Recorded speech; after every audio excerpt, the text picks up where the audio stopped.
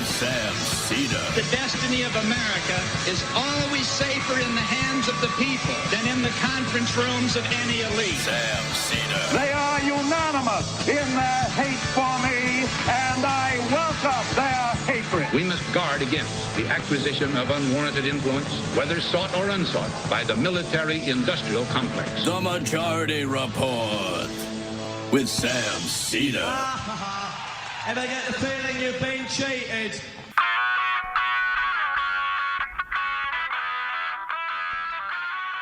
It is Thursday, August 7th, 2025. My name is Emma Vigeland, in for Sam Seder, and this is the 5-time award-winning Majority Report. We are broadcasting live steps from the industrially ravaged Gowanus Canal in the heartland of America, downtown Brooklyn, USA. On the program today, Chris Smalls, president of the Amazon Labor Union, will be back with us to talk about being detained and abused in an Israeli prison after trying to deliver aid on a flotilla to Gaza. And later in the show, Catherine Houghton of KFF Health News joins us to talk about the effects of Medicaid cuts and work requirements. Also on the program, many of the long-awaited tariffs take effect today. Yes! Finally! They range basically at the bottom from like 10 to 15% to even higher than that. Including Trump announcing 100% tariffs. Love that word. On semiconductors not produced in the United States. Making Apple CEO Tim Cook grovel at the dear leader's feet, gifting him a golden statue. Because please, please, please give iPhones a carve-out. In Brazil, Lula responds to the 50% tariff by rejecting Trump's shakedown attempt as a humiliation. Trump wants a new census 5 years early that excludes undocumented immigrants. A reminder that in the Constitution, even the Founding Fathers, well, now I know this was to give slaveholding states more power, but they said slaves counted as 3/5 of a person. Trump wants no counting of undocumented immigrants. The New York Times reports that Andrew Cuomo and Trump have been chatting on the phone. Ugh. Trump is also threatening a military takeover of Washington, D.C. because Doge staffer Big Balls got beat up by two 15-year-olds. That's not a fake headline. The administration begins stripping federal workers of union protections, starting with 400,000 VA employees. An Alabama auto plant has a union election this week, a milestone in the UAW's push to organize in the South. At least 4 Palestinians have starved to death over the past 24 hours. Dozens more killed by bombs. Boston Consulting Group, the firm behind the Gaza Humanitarian Foundation that's been shooting hungry Palestinians, is developing Trump's ethnic cleansing plan, moving Palestinians to Somalia, is what FT found in their reporting, was in their news deck. Or not news deck, slides for their proposal. And lastly, Texas Democrats staying in Illinois receive a bomb threat. All this and more on today's Majority Report. Welcome to the show, everybody. It's an Majority Report Thursday. Hello to Matt. Hello to Brian. Hello to you guys. Let's just start here. So the tariffs that have been long awaited, many of them take effect today. We're going to be seeing increased prices throughout the rest of the year, but there are some estimates that say that the worst of the price increases could take up to like 8 months to make their effects felt. What we're seeing now in terms of increases are in part due to the fact that it's not directly the tariffs, but it's the freezing of economic activity that has resulted from the constant daily back and forth and uncertainty created by this bizarre tariff negotiation that is mostly about Donald Trump's ego and having countries and companies come to him. That's why he's excited about Tim Cook groveling at his feet. He is trying to consolidate his power and loves the idea of the world's biggest countries or companies coming to him and having to bend the knee. And we're orienting our economy around the whims of this particular guy, which is just a part of the authoritarianism that we're seeing ramp up. And this fight with Brazil is particularly insane because, I'm going to repeat this for people, we had a trade surplus with Brazil. Trump has been saying this is all about deficits. We have a trade surplus with Brazil. We sell billions more to Brazil than they sell to us. We had last year a over $7 billion trade surplus with Brazil and over $90 billion in trade. We trade energy, steel, iron, and more with Brazil, but the commodities that come back in our trade relationship are 100% going to be affected by this, particularly beef. So the United States has been increasingly reliant on Brazilian beef. It's up to a fifth of the beef that we import into this country, and it's like hamburger meat, ground beef. So we're going to see burger prices likely increase in this country. We also import seafood from Brazil, tuna, things like that. I was reading in Reuters, I think, that the United States is something like 70% of fishing exports for Brazil. So this could basically bankrupt that industry down there. Coffee is another big one. Like part of this tariff insanity is some of these commodities we can't even grow and make here. We can grow some coffee in Hawaii, but for the most part, we've got to import coffee. And this is going to affect coffee imports as well. So this is also, interestingly, kind of a bit of a gift to Lula domestically. He's had a rockier second time around here, and there's been some inflation issues down in Brazil, of course. But he's getting a polling bump from some of his fights with Donald Trump. There was a poll that Bloomberg News took down in Brazil and showing that he's ahead of his 2026 race. So with that in mind, here is Brazilian President Lula talking about Trump and their negotiations. And this is a translation over his actual words. Então, o que está acontecendo? So what is happening? A forma The civilized way for two heads of state to negotiate is to have the will to take the decision along with Brazil. contra o Brasil, ele poderia ter comunicado ao Brasil. He could have communicated with Brazil. He could have called. He could have proposed a negotiation. But we received the taxation statement in a completely authoritarian manner. And we are not used to negotiating in this way. Not like this. E não é assim que nós estamos acostumados a negociar. Não é assim. Mesmo nesse momento, In that moment, we still have a lot of people in Brazil trying to talk with Americans. com gente americana. Nós acreditamos que país que We believe that a country that has 201 years of civilized diplomatic relations will not throw that away because of the intemperate attitude of a president. destemperada de presidente da República. Deixa ele falar uma coisa, presidente da República não pode ficar se humilhando. Let me tell you something. A president cannot humiliate himself for another president. Eu respeito todo mundo.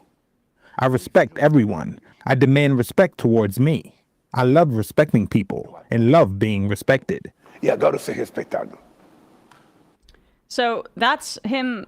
The quote that's making the rounds is the humiliated quote. And we've seen that, like Mexico, for example, despite Claudia Sheinbaum being on the left, has largely escaped some of Trump's ire here, in part because she approached the negotiations from a position of strength, both in her tactics, but also in the fact that Mexico has enormous leverage here. Brazil has leverage too, because Brazil is one of the world's biggest countries, and we do have a significant trade relationship with them. To go back to what I said, and we'll keep repeating it, we have a trade surplus with Brazil. When Trump was saying that he was supposed to only be targeting these deficits, it's insanity. But good thing Americans don't like hamburgers, right? What the Republicans have been saying for years that Democrats want to take away meat from you. Trump wants to take away your hamburgers because he's pissed that Lula da Silva and Brazil is prosecuting his friend for trying to do a coup. This is the America First guy. We're going to raise prices for imports from Canada because they dare to recognize a Palestinian state. And Trump's friend in another country is in some legal trouble, so we're going to raise your coffee and beef prices for America First, right? Coffee, beef, and fish takes me out completely. Oh, I mean, time to move. So, like, this is going to be really impactful. And they're struggling to get out of this. Like, when you ask Americans, too, in public polling about tariffs, it is overwhelmingly unpopular. Something like 70 to 80% of Americans are concerned about the tariffs. It's quite difficult for them to message around this, especially because a guy like Scott Besson here is a typical Wall Street money guy. And everybody in his orbit is pissed about this kind of thing. Here he is this morning on MSNBC. Also, it's evident that they're even going on MSNBC to have to make their case here. That's how worried I think they are. One, about the markets, because the markets are freaked out.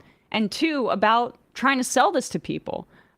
Here he is on MSNBC, kind of being cornered here by, who's this anchor? I'm not sure his name. Eugene Robinson, there we go.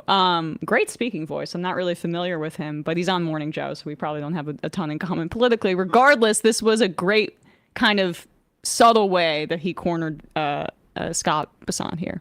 Economy in a changing world. Mr. Secretary, there's one question I got to ask you, because there has been some confusion. So we've got a tariff of, 50% on Brazil now, I think.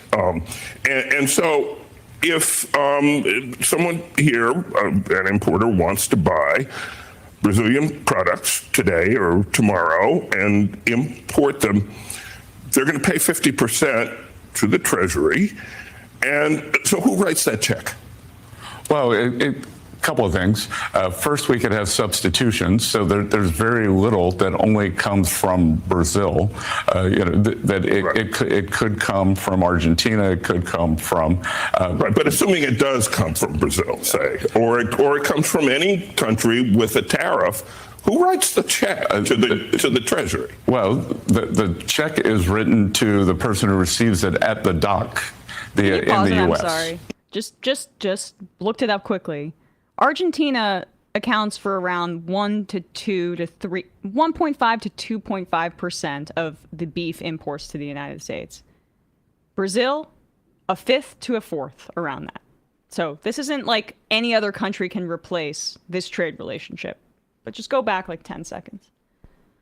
Tariff, who writes the check to the Treasury? Well, the check is written to the person who receives it at the dock in the U.S. Mm-hmm. The check is written by the person who receives it at the dock. So the tariff is paid in this country by the importer, is that right? But the Brazilian exporter could decide that they want to keep market share. They could lower their price so that the full 50% of the tariff, say, they could eat part of the cost. They could eat part of the tariff, which is what we've seen. Okay. But the check is written by the importer, right, at the dock. Yeah, and then the importer can pass it on or not. Okay. All right. So they move on from that, but that silence and that gulp. The importer, the for-profit company that has no morality and is just interested in shareholder value and profit and that kind of thing, they could decide to pass it on, or they could decide to take less money for themselves and eat it. Which one will these companies decide to do? It's really hard for me to figure out. I mean, like we've been talking about, it's going to wipe out anybody but the largest corporations, which have money to play with on this sort of thing. Exactly.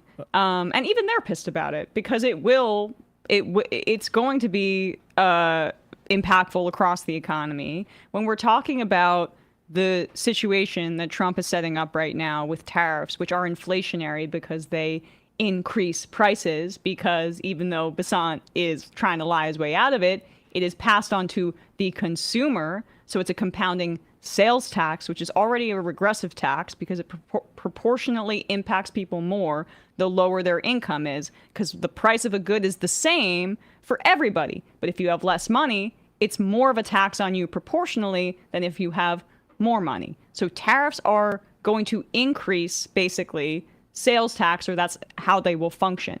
So it's going to be passed on disproportionately to lower income Americans, disproportionately to middle income Americans compared to upper class.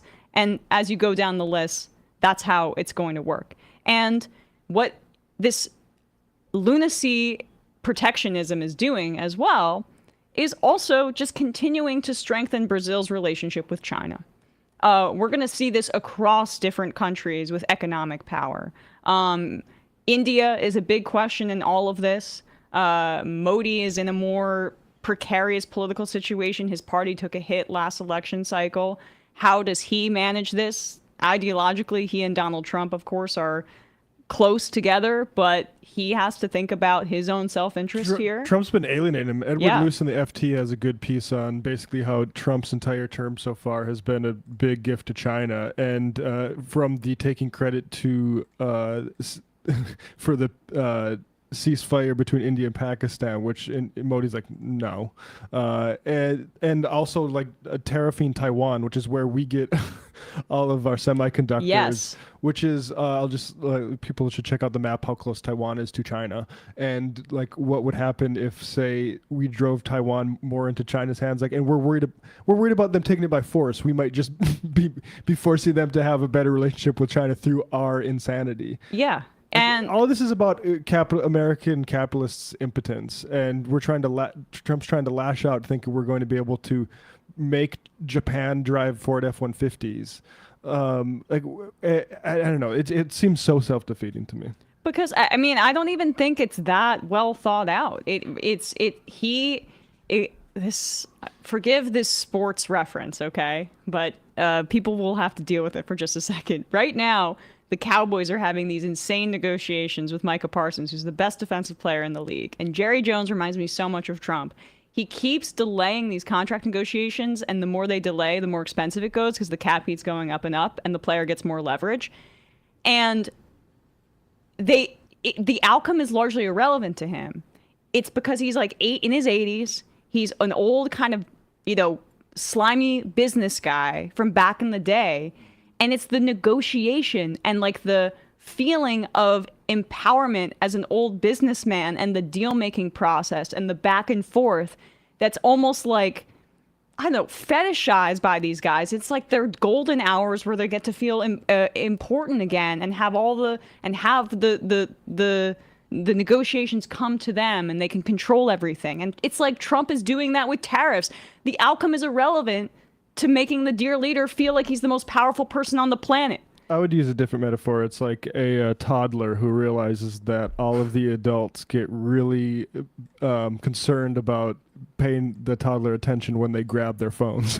Right. So like grabbing a phone or like going to an expensive vase. That's basically this tariff thing. And all the world leaders, and a lot of them are caving to him. Lula, and Sheinbaum, also the Trump negotiated a trade deal with Canada and Mexico, so it's hard. He's kind of constrained a little bit by that, and deciding to go at the entire rest of the world. I mean, it's insanity. And just generally speaking, Congress is to blame for this. It should not give him the leverage to do this. The justification for it is for emergencies, which are about fentanyl, which is a joke. The idea that, and illegal immigration or whatever, like these aren't real concerns. Congress should take these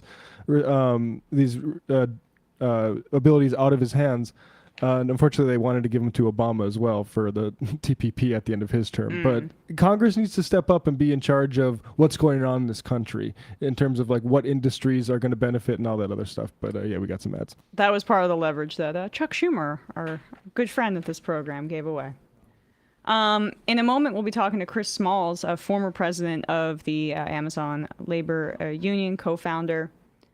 First, a word from some of our sponsors.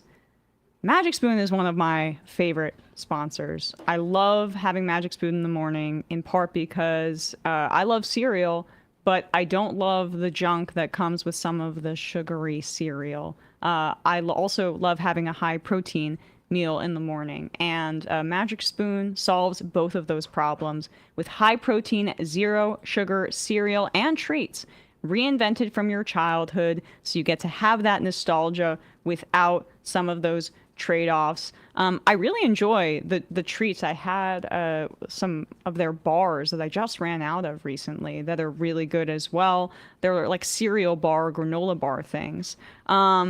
They're phenomenal, but also the cereal is great as well.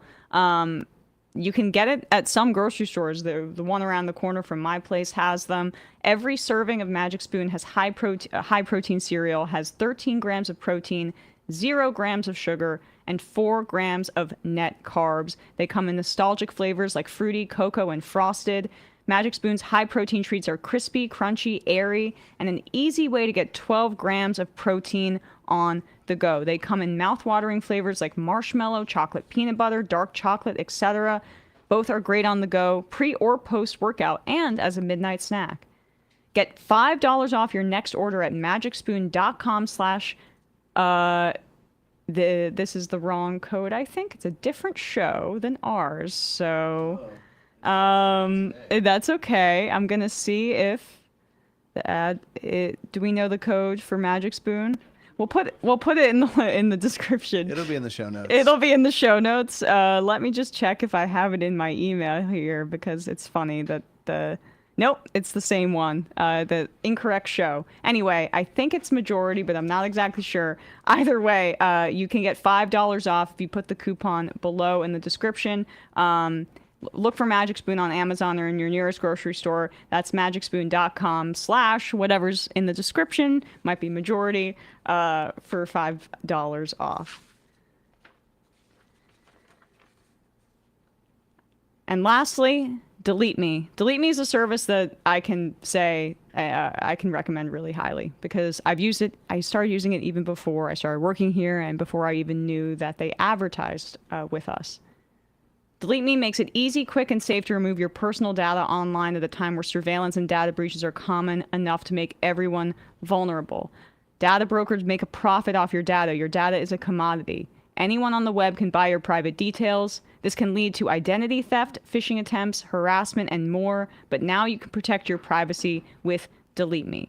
What do data brokers do? Well, your name, your contact information, social security number, home address, even information about your family members could all be compiled by data brokers and sold online. Thank you to Delete Me for sponsoring the Majority Report.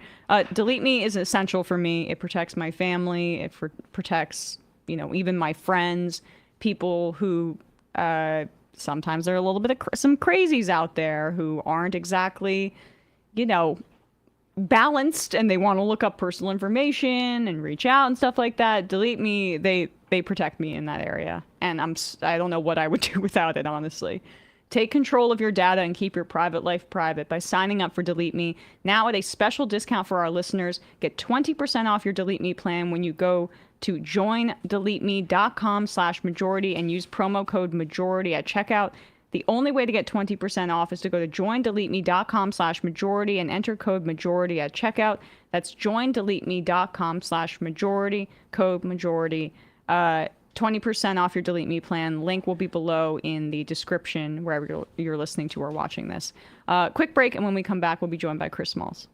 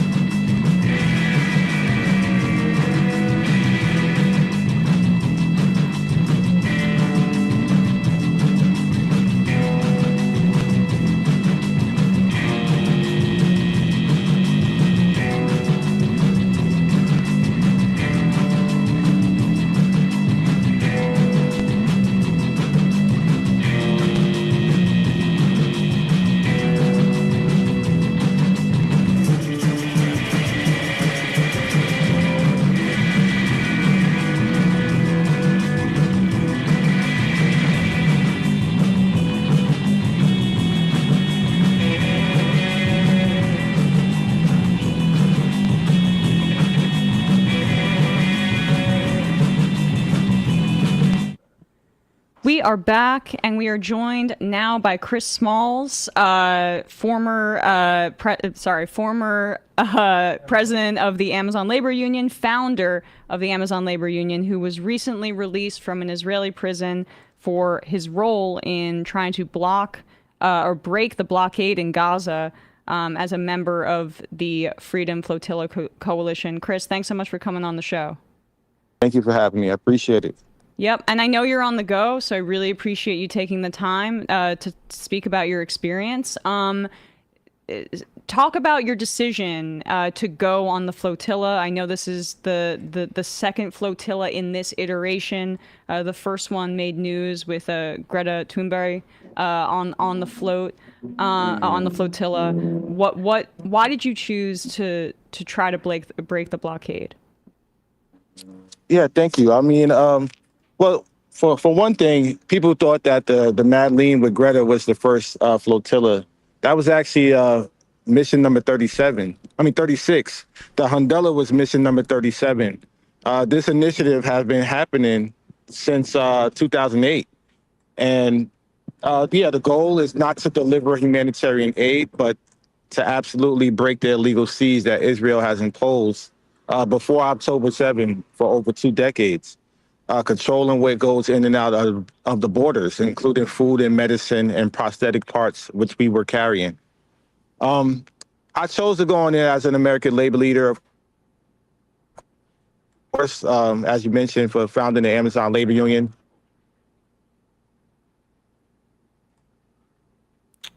American tax is killing 500,000 Palestinians in less than 2 years. I wanted to definitely spread awareness about that, but also connect the dots. You know, Amazon is not only participating in the genocide, they invested $7.2 billion into Project Nimbus, which is essentially the Iron Dome for the IOF. And these labor unions in America for the last 21 months have been shipping arms to Israel every 15 months and manufacturing weapons. They passed 0 resolutions, and they're not only participating, they are complicit as well, and they had the blood on their hands as well. I've heard some of your critiques of the longshoremen and other labor leaders that have not stepped up to oppose this genocide. Can you expand a little bit on your critique there and why you felt it was important to connect the dots with labor and organized labor and the genocide of Palestinians? Well, for number one, I read an article not too long ago where there was some type of meeting amongst some of the labor unions, and they audacity of them to say that the Palestinian liberation is outside the scope of labor, which is insane for them to say when they say injury to one, injury to all. That doesn't exclude Palestinian lives. And for the Palestinians, their trade movement has been a part of their resistance since the first Nakba. You know, they always had trade unions involved in humanitarian aid or just civilian life. I've been fortunate enough to meet plenty of Palestinian presidents for trade unions. My sister, Susan Salam, that's based in Jerusalem, the Palestinian president for women. And I know for a fact that working class issues, this is hand in hand. It doesn't mean that we exclude people because they're Palestinian. It's ridiculous. And that's something that's really shocking that's coming from, you know, institutions and unions who once stood on the right side of history when they went up against the apartheid in South Africa. And how did it come together for you to get on the flotilla? And if you could just speak about how long you were sailing and what it was like when, you know, how you prepared for what you would imagine was an inevitable, likely Israeli interception of the flotilla, and what it was like when they boarded the ship to take you all into custody. So for me, I was, from my journeys around the world, I've been in company with some of the folks that were on the Madeleine. And I was able to get in contact with the co-founder of the Freedom Flotilla Coalition, Hueda, who actually, this was her ninth time aboard the flotilla. She also survived the 2010 massacre when Israeli forces jumped on board and killed 10 of the volunteers. So yeah, I had a phone call. I had 24 hours really to make a decision. And I didn't hesitate. I knew that it was an important initiative, and I think the time is now. And that's how I was able to get on board. And we spent some time training, of course, before we set sail. So we spent about 2 days in Syracuse, Italy. Then we sailed to Gallipoli. We did some more training with other volunteers and other coalitions. And then we set sail, which was about 7 days on the Mediterranean.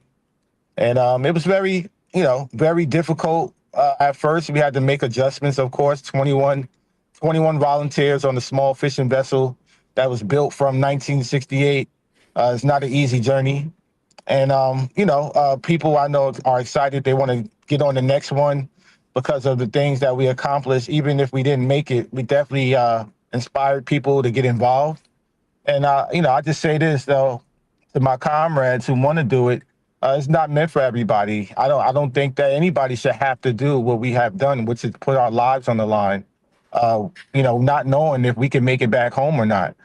And when they onboarded the Hundella, just like the Madeleine. They come in the middle of the night. They cut communications off.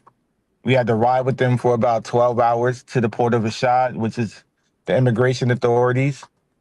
And that's when things got violent with me. They handed over everybody to the authorities, and I was met with a violent attack from 7 authorities. I was thrown to the ground. They put their knee in my back. They twisted my arms behind my back, and they had 3 guys on each side levitate me while one was pulling my hair and using my chains to choke me. So, I experienced something that the other passengers and volunteers didn't. And I know from my own personal experience dealing with the authorities out there that there's no way people can tell me otherwise, that this wasn't blatantly designed by race, bigotry, or hatred for people of color. But there's no way people could tell me that Palestinians can live peaceful amongst the Israeli regime when they have such a hatred that I've never experienced in America in my life.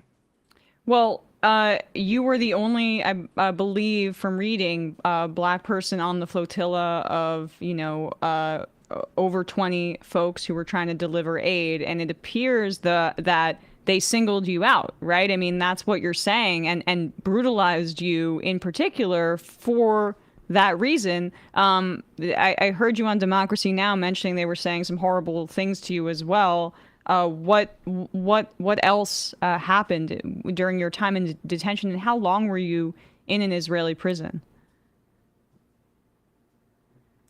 I was there for 5 days. I was one of the last to leave, and not only did I experience this racism, but my brother Hassan from Tunisia, who's also a person of color, he's Arab. We both were the last to leave.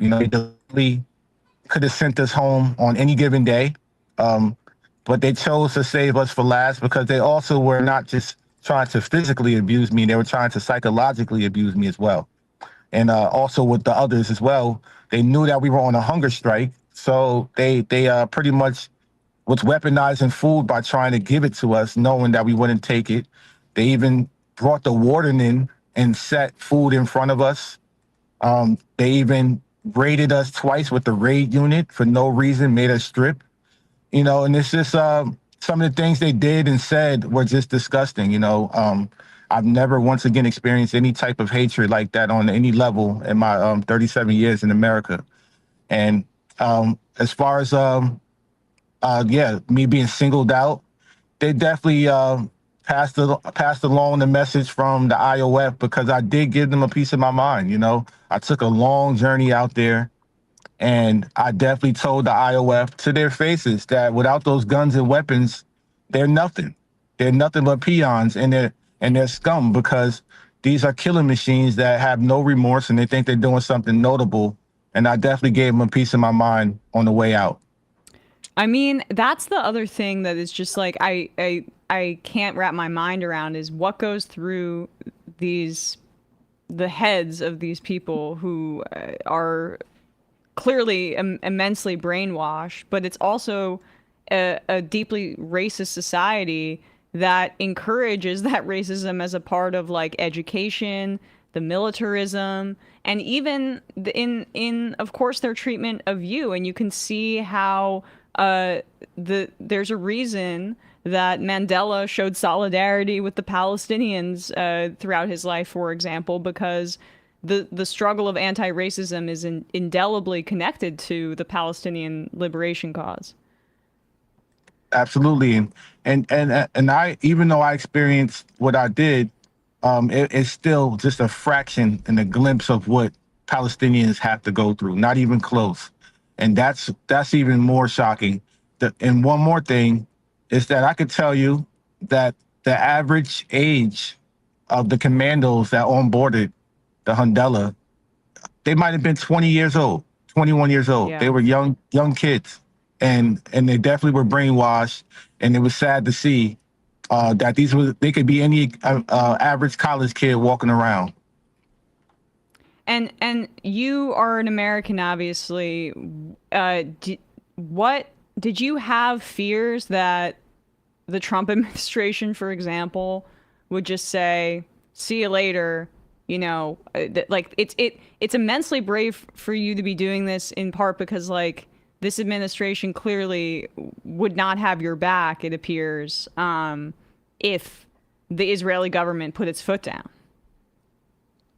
Yeah, I mean, that's something that I knew when I signed up for. I knew that I wasn't going to be able to count on this administration, and they proved me right. The embassy did not show up.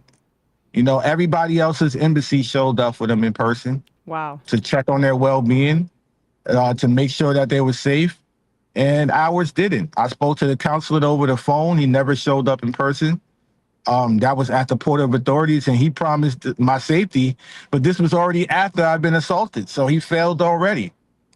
So it was just a shame to see and take note that our U.S. Embassy, once again, our taxpaying dollars is going towards a government and administration that don't really care about Americans at all. It was 7 of us. We were 1/3 of the crew. Lastly, Chris, because I know you've got to run. What I know that you mentioned some folks on the flotilla who want to go back. What can people in our audience do to help your comrades on the flotilla, other efforts to break the blockade? And what would your message be to our audience about some of the efforts to try to put pressure on Israel in this way? Yeah, I would just say what I mentioned before. You know, it's not meant for everybody to do. We shouldn't have to do it. I honestly encourage everybody to fight in their own way. You know, everybody has a lane to fulfill and a role to play. And whether it's protesting, whether it's demonstrating, if you want to do direct action, sure. But once and foremost, we just got to keep the people of Palestine and the people of Gaza foremost. We have to keep their stories and keep the hope alive for them. Right now, what we're seeing is so inhumane. As a father, as a civilian, as an American taxpaying citizen, we all need to be outraged, and we need to hold these government officials accountable, along with these entities like the labor unions and the corporations as well. Chris Smalls, founder, former president of the Amazon Labor Union, recently released from an Israeli prison where he was abused. He was trying to break the blockade in Gaza with the Freedom Flotilla Coalition. Chris, thanks so much for coming on the show today and taking the time. No problem. Thank you for having me. Of course. All right, guys, quick break. And when we come back, we'll be talking to Catherine Houghton about the impact of these Medicaid cuts and work requirements. Be right back.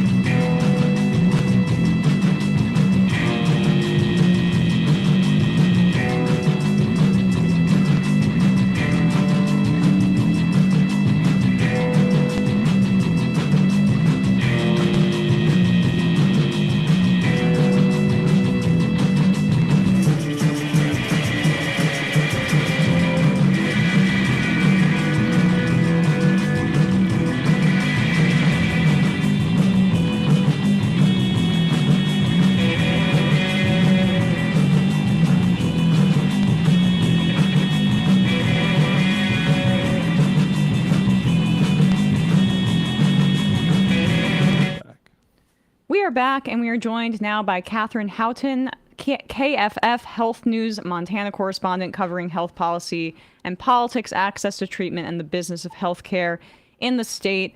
Catherine, thanks so much for coming on the show. Thanks for having me.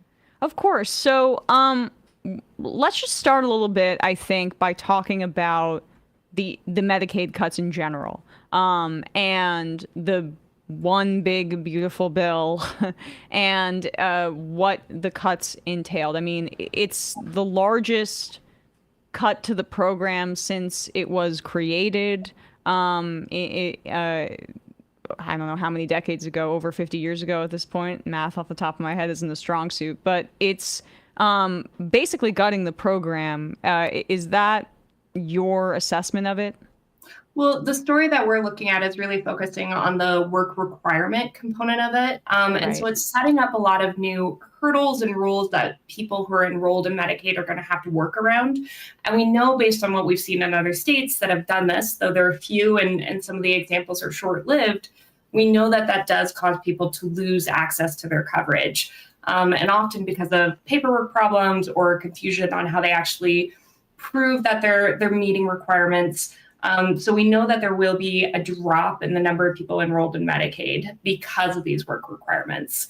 And just broadly speaking, some of what the federal changes that are coming down the pike will do, will require people to show that they are working 80 hours a week, 80 hours a month. And so that can translate to an actual job, or that can translate to school, or there are other kind of small list of exemptions that people may fall within.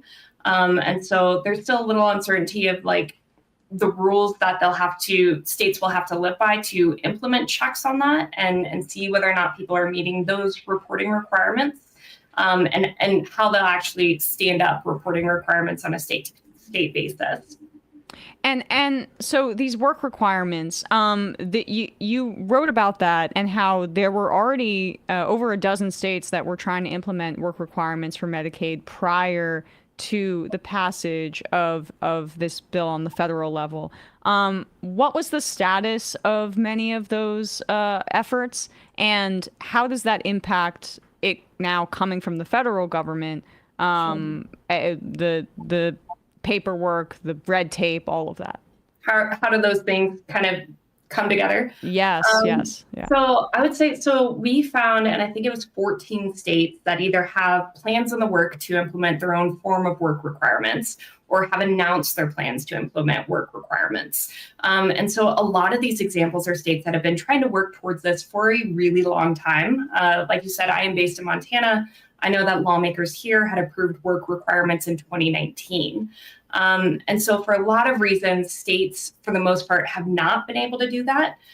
Some of that is because of court cases holding them up, delays in the first Trump administration to actually go through that process, or the Biden administration blocking such efforts. The states that we were looking at, many of them were trying to implement rules that, again, lawmakers had already established years in the past. Some were moving ahead quicker now that President Trump is back in office, saying like, we're gonna get a green light for this now, so we might as well keep moving forward on it. In Montana's case, it's really interesting because it was the first state to release a draft plan for its own form of work requirements after the federal government had defined its standards and after President Trump had signed work requirements for this program into law in July. So it's an interesting kind of case study of how states may be shifting. And so as far as how these things intersect, there's a big question mark still, I think. And so in Montana's case, we see that the state largely aligned its plan with what the federal government has already laid out as the blanket rules that need to be put in place by end of next year. But there are some areas where the state puts a little tweak to the program. And I think there's uncertainty and whether or not that will be allowed. And so we're seeing that with a lot of state plans. There's a lot of overlap. The goal is the same. If you want access to coverage, you have to prove you're working. But at the same time, states have their own little forms to what that could look like. And there's a lot of questions of whether or not that's going to be allowed. And why are states attempting to kind of put their own spin on it or flavor? Is it because this legislation was in the works prior to the passage of this bill, or are they trying to be more draconian than the federal government? What's the motivation? So it varies. I would say a consistent theme is a lot of these efforts were already rolling in place years back. And so they're trying to follow through. These are state Medicaid agencies, in a lot of cases, trying to follow through on what lawmakers already established as their set of rules. You have some states that, and it's interesting, Montana actually kind of softens what the federal government would require. And by that, I mean, they have a longer list of people who would be exempt from work requirements. The federal standards do lay out some exemptions, people who are medically frail, low-income parents, but Montana's list actually goes longer in trying to kind of buffer vulnerable populations from having to do these reporting requirements. For example, they lay out people who are fleeing domestic violence wouldn't have to meet the requirements for a time. People who are without housing wouldn't have to meet the requirements for a time. You also have states, though, that are going stricter. And so I think Arkansas is one of the examples of that, where they actually say no exemptions. You have Arizona that has said that they are going to largely align with the federal standards when it comes to work requirements, but they're trying to implement different pieces that maybe are kind of tangential to that. And so an example of that is with Arizona, they're trying to create a lifetime cap on how long somebody can tap into Medicaid if they are capable of working. So there's a lot of variety in whether they're going softer or stricter than what the feds have established. And the roadblocks that they ran into prior to this, right, were the courts or the Biden administration kind of holding it up. Is that do they now kind of have a legal basis to do this? Does that change because the federal government, the bill that passed, has created an opening for some of these work requirements? Like, I'm just flummoxed as to how the states think they have the ability to even tweak this at all, given the fact that some Medicaid is, enshrined into federal law, and the Affordable Care Act with the Medicaid expansion, states had the opportunity to opt in or not. It seems odd that they're trying to now try to work around it. Sure. So I guess important context is that states have been able to put their own twist to some Medicaid programs for a really long time. That's through something called a demonstration waiver. And so the idea behind those waivers is if there is a policy gray area, states can apply to the federal government and say, hey, we want to do something kind of wacky with this. We want to do something innovative with this and see if it works. What is interesting here is work requirements used to be a gray area. It wasn't outlined in Medicaid prior to this new law that's coming in place late next year, but it's no longer a gray area, right? The feds have said, these are the rules, these are the base, right. This is the baseline, this is the floor. So I think states, the federal government did leave the door open for states to apply through these waivers to try to stand up programs sooner than the late 2026 deadline. I think that the big question we hit after that point is if states are trying to do their own twist to it, is the federal government going to view it as a policy gray area now that there are standards? We did contact the U.S. Department of Health and Human Services to ask about this. And the summary is kind of we'll see as well, which is what we were hearing from a lot of sources. But I think the language that we were sent was something along the lines of we're analyzing to see how these state waivers are going to interact with our new federal standards. So again, a lot of question marks. I will say now that there are federal standards, those states that are trying to push ahead and stand them up sooner, but are following the federal standards are probably less likely to face court issues or court challenges. But states that are going a step beyond, like Arizona with the lifetime cap that they're considering or that they're seeking, they're going to be more open to litigation. And that was based on health policy law experts we spoke with for this story. I'm a little bit shocked about Arizona. Don't they have a Democratic governor still? Katie Hobbs is still in power, and they're looking at additional work requirements? State legislatures are wild. So I think you have to look at the whole mix in government. Okay, fair enough. So you also had another piece where you spoke to somebody, a man who goes by James in the piece, speaking about how with these work requirements and with this attack on Medicaid, it's going to be quite difficult for James to hold on to his health coverage. And there's a quote in your piece saying, "I don't want to be a fraud. I don't want to die. Those shouldn't be the only two options," because he's basically considering having to not be entirely truthful because otherwise he's going to lose some of his health coverage, right? I mean, this is the bind that this is putting some people in.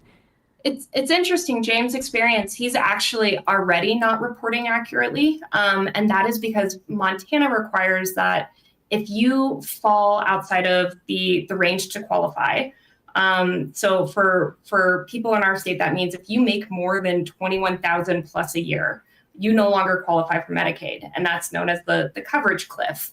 So James has already hit that.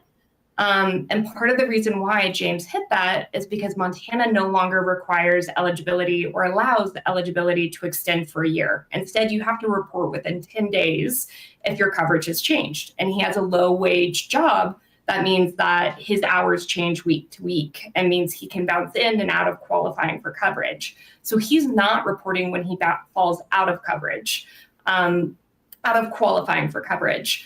The federal rules mandate that if you are capable of work, you have to prove every 6 months that you are meeting the requirements to work.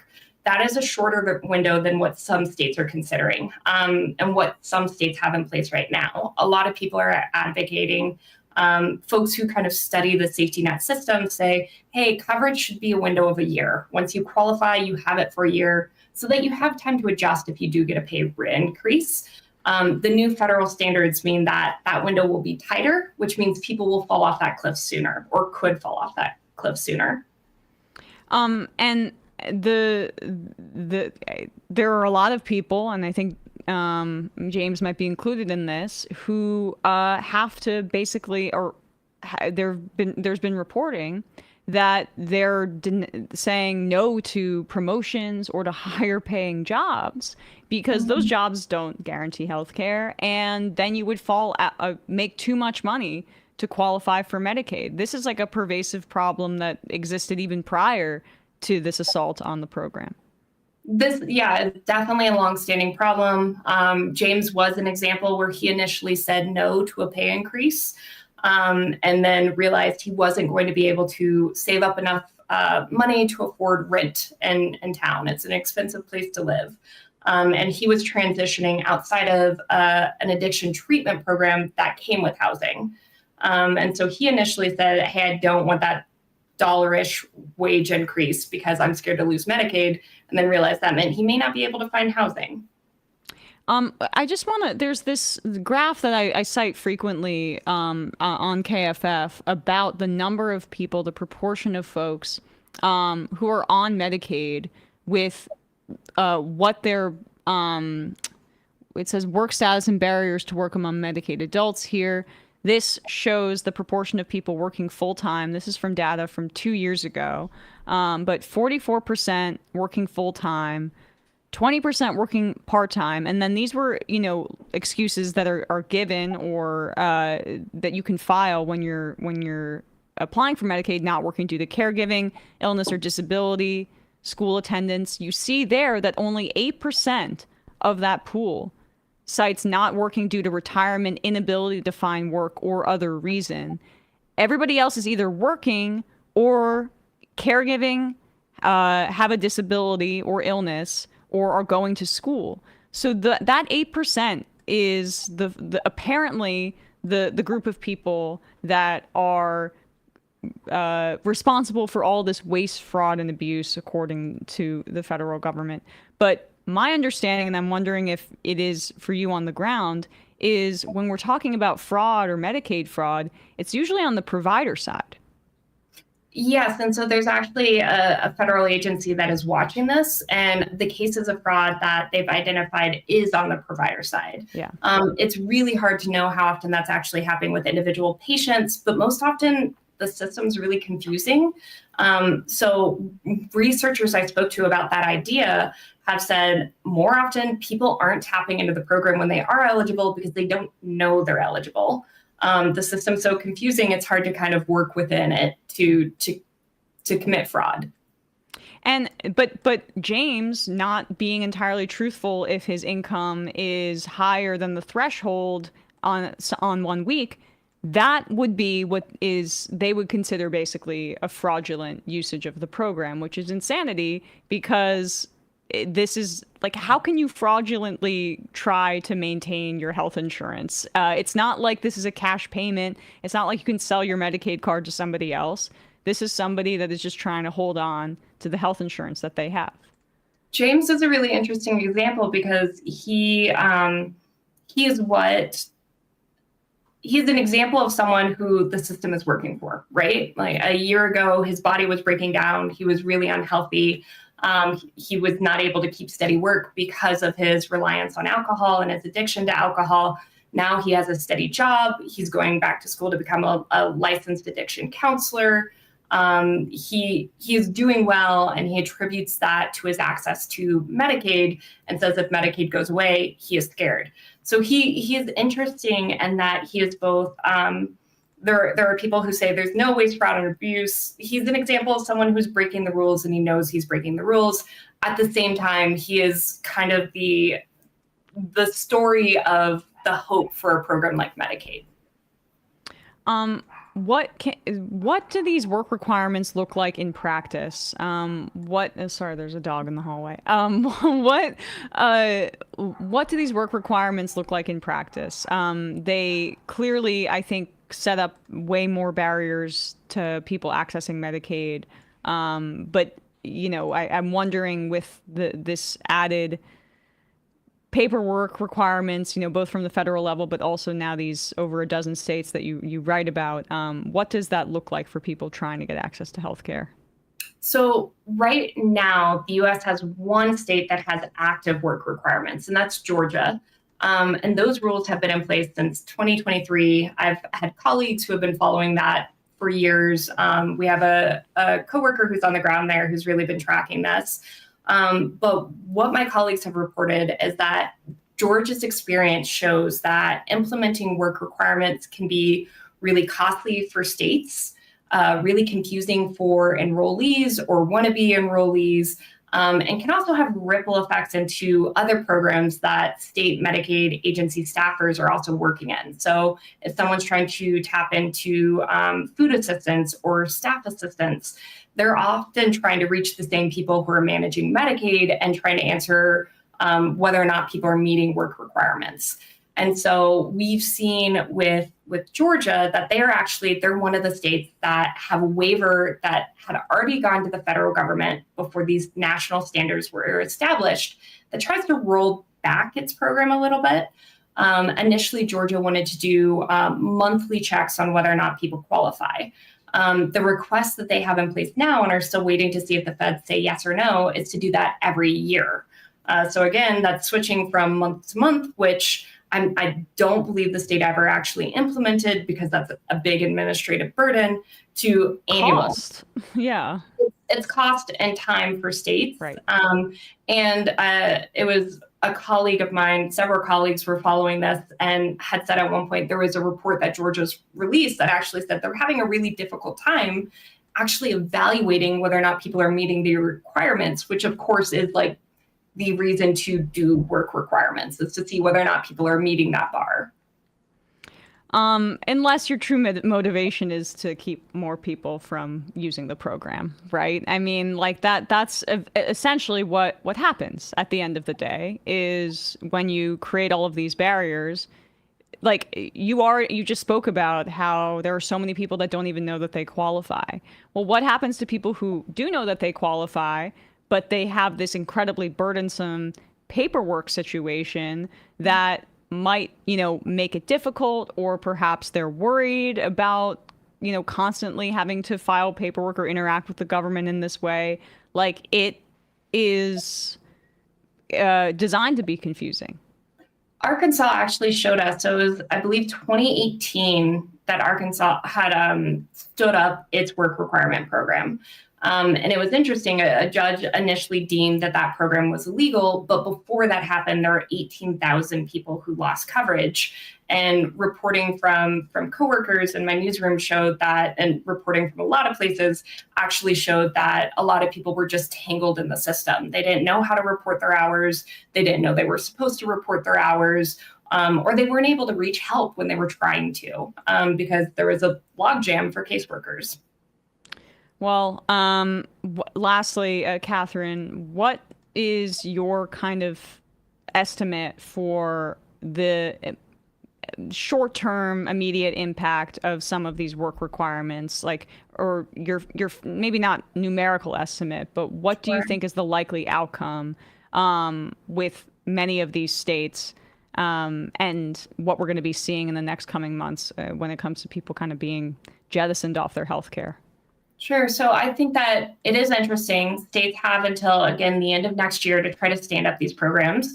I think we're going to see a number of states asking for extensions to that, because in some cases, every state is coming from a different place in what they're tracking. So some places have systems that maybe could work to track this, or a good starting point to track this, and others are starting from scratch. So I think we're going to see a lot of variety in whether or not states are ready to try to do this, whether or not they're trying to do it early or push it off a little bit longer. I think there's going to be, it's going to be similar to when states were doing Medicaid redeterminations. So after the emergency protections were lifted during the pandemic, you saw that the nation, every state had to reevaluate whether or not people qualified for Medicaid. And that big administrative load on states meant that they were overstretched in a lot of places. And so you may see longer waits for people to access caseworkers to talk through their application or the problems with Medicaid. You're going to see states trying to juggle an awful lot to catch up to what the standards are supposed to be. Well, Catherine, I really appreciate your time today. You can check out the coverage of all of this stuff at KFF Health News. Really appreciate it. Thanks so much for coming on the show. Thanks for your interest. Bye. Of course. Well, with that, folks, we're going to wrap up the free part of this program and head into the fun half, where we will take your calls, we will read your IMs. This show relies on your support. Go to jointhemajorityreport.com, please. You can support us that way. Keep us independent, keeping us thriving, and doing the show Monday through Friday, every day, covering this awful news cycle. Matt. Finally, we're allowed to talk about Sydney Sweeney in the Funhouse. Look, I am a sick person with pop culture. I enjoy it. I like dipping my toe in. But I don't understand why anyone cares. Like, this white blonde girl from Idaho is a Republican. There's like so much I would love to know about being a 21-year-old girl. Oh, I guess no. I know why people are interested. Look, she's hot. Just leave it at that. Why do we have to care? Why do we care? Why do we care? Can't people just be hot and we just leave it alone? Great. That's it. I think it boils all down to thumbnails on YouTube. Yes, I think Charlie exactly. Kirk Right. wants Sydney Sweeney on his thumbnails. Okay. Yes, I mean, that's why we'll talk about the Chris Cuomo. That's when we will talk about the story, because it's actually funny to make fun of Chris Cuomo getting fooled by a deep fake of AOC talking about how hot Sydney Sweeney is, which is really just offered a tour, sushi, and poker with the boys. Like we get it. You guys want AOC and Sydney Sweeney to make out, and that's basically what this is about. And I have to engage in this as apparently politics. I feel like I'm in middle school Look again. at them in conflict. Meanwhile, if you make $21,000 in a dollar, you don't get health care. Yeah. We got to talk about Sydney Sweeney. What if they're fight? What if they physically fought? Right. That's what this is, basically. I'm at like a 14-year-old boy's sleepover, but apparently it's Congress or something. Try 65-year-old. Join the MajorityReport.com. Matt, what's happening on Left Reckoning? Yeah, we had Kylie Chung on about her new book, Coercion, and the sort of synergy between abortion restriction and abusers domestically and at the state level. Great interview, great book, recounting the horrors that we've been living through since the leaving the Roe versus Wade era into this post-Dobbs era. Kylie covers as good as anybody else, so check that out, patreon.com/leftreckoning. All right. I guess we'll see Matt Binder and Brandon Sutton in the fun half. People are testing you today. I know. Yeah, we're having some we had some technical issues, but we will survive. Yeah, I guess we'll just watch Harry Emden. See you in the fun half. Okay, Emma, please. Well, I feel that my voice is sorely lacking on the Majority Report. Wait, whoa. Look, Sam is unpopular. I do deserve a vacation at Disney World. So, ladies and gentlemen, it is my pleasure to welcome Emma to the show. It is Thursday. I think you need to take over for Sam. Yes, please. No. I'm gonna pause you right there. Wait, what? You can't encourage Emma to live like this. And I'll tell you why. So was offered to tour, sushi, and poker with the boys. Tour, sushi, and poker with the boys. So was offered to tour, sushi, and poker with the boys. What? Tour, sushi, and poker. Tim's upset. Tour, sushi, and poker with the boys. So was offered to tour, sushi, and that's what we call the biz. Tour, sushi, and poker with the boys. Right. Tour, sushi, and poker. We're gonna get demonetized. I just think that what you did to Tim Pool was mean. Free speech. That's not what we're about here. Look at how sad he's become now. You shouldn't even talk about it. I think you're responsible. I probably am in a certain way, but let's get to the meltdown here. Tour, sushi, and poker with the boys. Oh my God. Tour, wow. Sushi. I'm sorry, I'm losing my fucking mind. So was offered a tour, sushi, and poker with the boys. Logic. Tour, sushi, and poker with the boys. Boy. Tour. I think I'm like a little kid. I think I'm like a little kid. I think I'm like a kid. Tour. I think I'm like a little kid. I think I'm like a little kid. Had this debate 7,000 times. A little kid. I think I'm like a little kid. I think I'm like a kid. Tour. I'm losing my fucking mind. Some people just don't understand. So I'm not trying to be a dick right now, but I absolutely think the U.S. should be providing me with a wife and kids. That's not what we're talking about here. Okay, all right. It's not a fun job. Tour. That's a real thing. That's a real thing. Real thing. Willy Wonka tour. That's a real thing. That's a real thing. Real thing. What's that offered a tour? That's a real thing. That's a real thing. Real thing. That's a tour. A real thing. That's a real thing. Real thing. What's that offered a tour? Ladies and gentlemen, Joe Rogan has done it again. That offered a tour? That's a real thing. That's poker with the boys. I think he might be blowing it out of proportion. Real thing. That's poker with the boys. That offered a tour? That's a real thing. That's poker. Let's go, Joey. Tour, sushi, and poker with the boys. Take it easy, Tim. Tour, sushi, and poker. Things have really gotten out of hand. Sushi and poker with the boys. Delusional. Tour, Deluded. sushi. You don't have a clue as to what's going on. Live YouTube. Sam has like the weight of the world on his shoulders. Poggers. Sam doesn't want to do this show anymore. It was so much easier when the Majority Report was just you. You were happy. Let's change the subject. Rangers and Knicks are doing great. Now shut up. You don't want people saying reckless things on your program. That's Now, one of the most difficult parts about this show. This is a pro-killing podcast. I'm thinking maybe it's time we bury the hatchet. Left is best. Trump. Violet. Tour. Don't be foolish and don't fucking tweet at me and don't bitch. The way Emma has cucked all of these people, love it. That's where my heart is, so I wrote my honors thesis about it. Oh, Sorry. she wrote an honest thesis. I guess I should hand the main mic to you now. You are to the right of me on foreign policy. We already fund Israel, dude. Are you against that? That's a tougher question I have an answer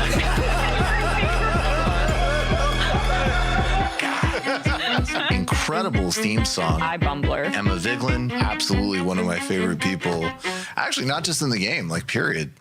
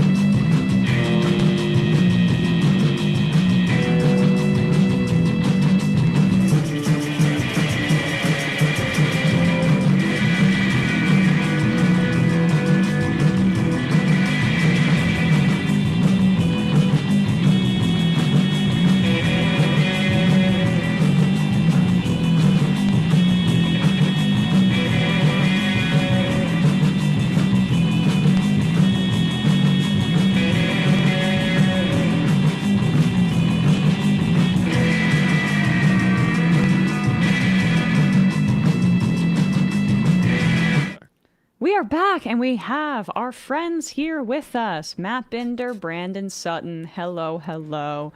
I'll start from left to right. Matt Binder, what's happening on your shows and in your newsletter?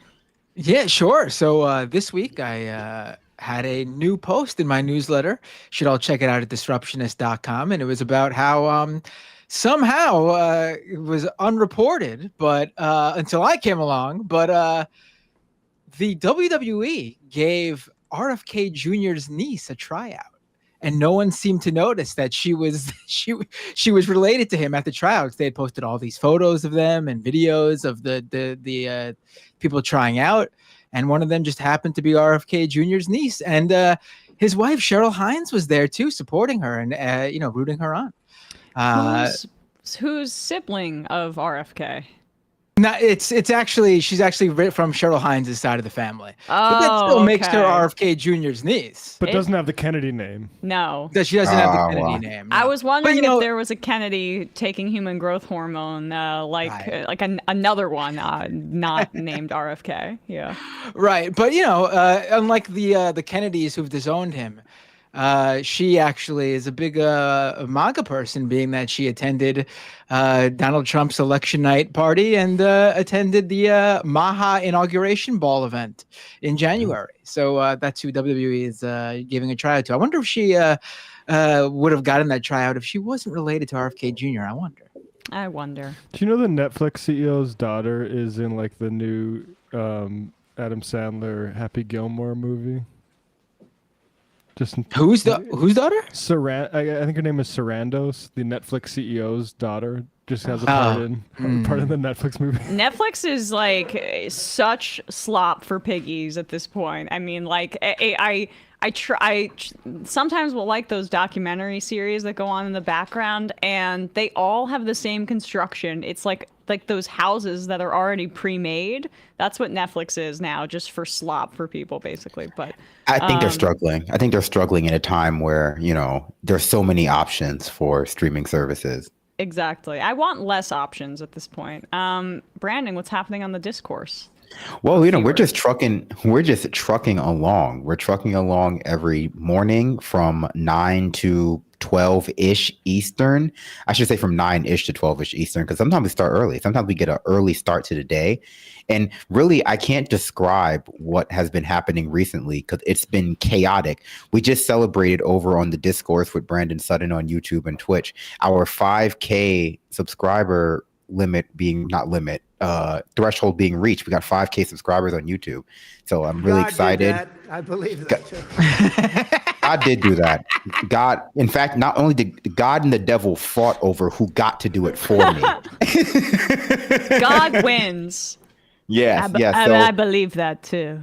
So if you're not already a subscriber of the Discourse, if you're not already part of the first 5,000 subscribers of Discourse, it is not too late. Regardless of what I just said about limits earlier, it's not too late to go over and become a subscriber, be part of that next 5,000. We talked about Netflix before, and honestly, I know a lot of you have Netflix. I know a lot of you have Hulu out there. I know a lot of you probably have even driven in Teslas. And so the only thing I can implore you all to do is to fund both sides of this war. I can only implore you to, if you're going to give money to the oligarchs, which you can't help but do, take a little time, take a little money, give it to me as well. Right. That's the least you can do. I'm not telling you to stop funding the bad guys. I'm just telling you to also fund the good guys. Yes. I hear you on that. Okay, I want to start with some fun here because I think this is fun for the whole family here. Chris Cuomo, the News Nation. Yes. I was like, Max? No, it's News Nation. It's not that insane, but I mean, he's clearly, like his brother, who it was reported in the New York Times, has been having phone calls with Donald Trump. He's not just taking Bill Ackman money, Republican donor money, Andrew Cuomo. He's literally talking to Donald Trump, and just a few months ago was trying to get Democratic primary voters to support him. Chris Cuomo, since having to leave CNN in disgrace because he was caught helping his brother as a supposed when his brother was governor in New York and was dealing with scandal due to the fact that he sexually harassed all those women.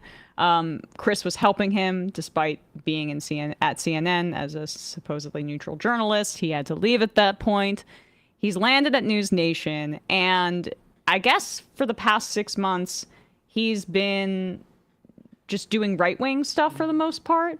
A lot of pro-Israel content. You see a lot of people who are down on their luck in the media business auditioning for Zionists, and he's a part of that. Hacks. And this is him falling for a deep fake while doing what I just said, auditioning for Zionists. He tweeted out this video saying, "Nothing about Hamas or people burning Jews' cars, but a Sydney Sweeney ad? Deserve time on the floor of Congress? What happened to this party? Fight for small business, not for small culture wars." What he tweeted out was a video of AOC on the floor of Congress talking about the Sydney Sweeney jeans campaign ad. Actually, it was a deep fake. Do we have this video? This is what he fell for and tweeted out as a news person. And I'll just say it says literally watermarked Klonos.io parody 100% made with AI. Okay, campaign is spelled campaign. Like everything about this is so obvious that even I think people's grandparents could pick this out, but not Chris Cuomo. I've made mistakes like this on social media as a news professional, and it's always been when I've been extraordinarily high. I saw the original Instagram video on Instagram, and there were a lot of people in the comment section falling for it. So I think the lesson here is that, like, Chris Cuomo, as a supposed professional news guy, should have known better than your grandma and grandpa on Facebook and Instagram, honestly. Okay, let's play this video and see how convincing it is, though. I'm not even going to be this generous. This is so obvious. It's not here. convincing. It's not. Convincing. I just want to suggest, like, listen to what she says here and ask yourself, do you think he even watched this?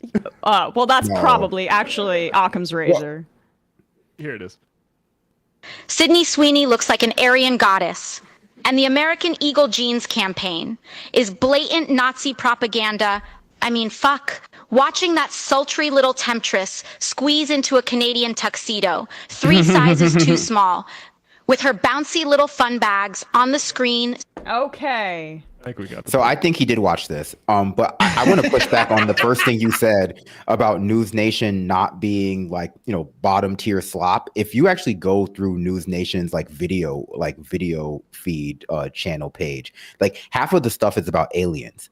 Like News Nation it's very much like a conspiracy where like the Newsmax is just mostly like MAGA stuff. Like News Nation is like half the time just alien things. And, a lot of people, it's not about like not being able to tell AI videos from like reality from real videos. It's about not wanting to. Like a lot of people blame AI, like how convincing AI videos to obscure the truth, which is that a lot of people, A, don't want to be able to tell fact from fiction, and B, those who can oftentimes are left unable to or unwilling to because like they are like so desperate to prove their politics correct. So like there's a lot of incentive that are beyond the technology's ability to convince people, and why people are like not able to or unwilling to like tell these videos from like reality.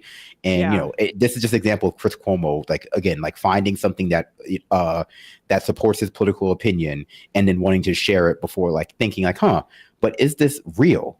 It's the Sasha quote about, never believe the anti-Semites are completely unaware of the absurdity of their replies. They know that their remarks are frivolous. They are amusing themselves as their adversary who is obliged to use words responsibly since he believes in words. That's the asymmetrical warfare of combating right-wing slop and propaganda. But it betrays their true, like, primitive brain obsessions, like right at the beginning of what the content of the AI AOC is even saying there. It's a sexual fantasy. Yeah. And they're just perverts. It's astounding to me. They wanted to hear AOC say something sexual about a woman, and then they got to imagine them kissing. And like then they have all of this like the right's psychosexual fixation with AOC is something to behold, where they both hate her, but they also find her titillating, and their hatred is titillating to them. There was that ProPublica piece, I think some years ago, where they looked into the DHS and their private meme page, and they were all like artistic depictions, basically, of her getting sexually assaulted by Border Patrol. That's how fascist and far right people use sexual violence as like a tool of their political ambitions. We have AOC's response, right? I just want to quickly play that, and then we can play Chris Cuomo. He had to address this on air because he got fooled by an AI video. AOC responded saying, "This is a deep fake, dude. Please use your critical thinking skills. At this point, you're just reposting Facebook memes and calling it journalism." Now, I haven't seen this response yet from him. Is he humbled in any way? Is he reassessing some of his journalistic He seems very sorry. ethics? Oh, okay. Let's see. Yeah. You listening? I was wrong. I was tweeting today and saw a clip of AOC saying that Sydney Sweeney ad was racist. And so I replied to it and I said, why do you care about this and ignore what matters most? Why, in all the times that you've called on Israel to stop, why have you never told Hamas to stop? Why are we already talking about fucking Israel? But that was his monologue that he probably already wrote to respond to the deepfake video he got fooled by, and he just tacked on an apology at the beginning. Was there even an apology? I was wrong. He didn't apologize. Or the acknowledgement at the beginning. But then this is, if it were true, this is the reason why she's so wrong. It's actually your fault. I was confused. It's better than true. It confirms my biases. Yes.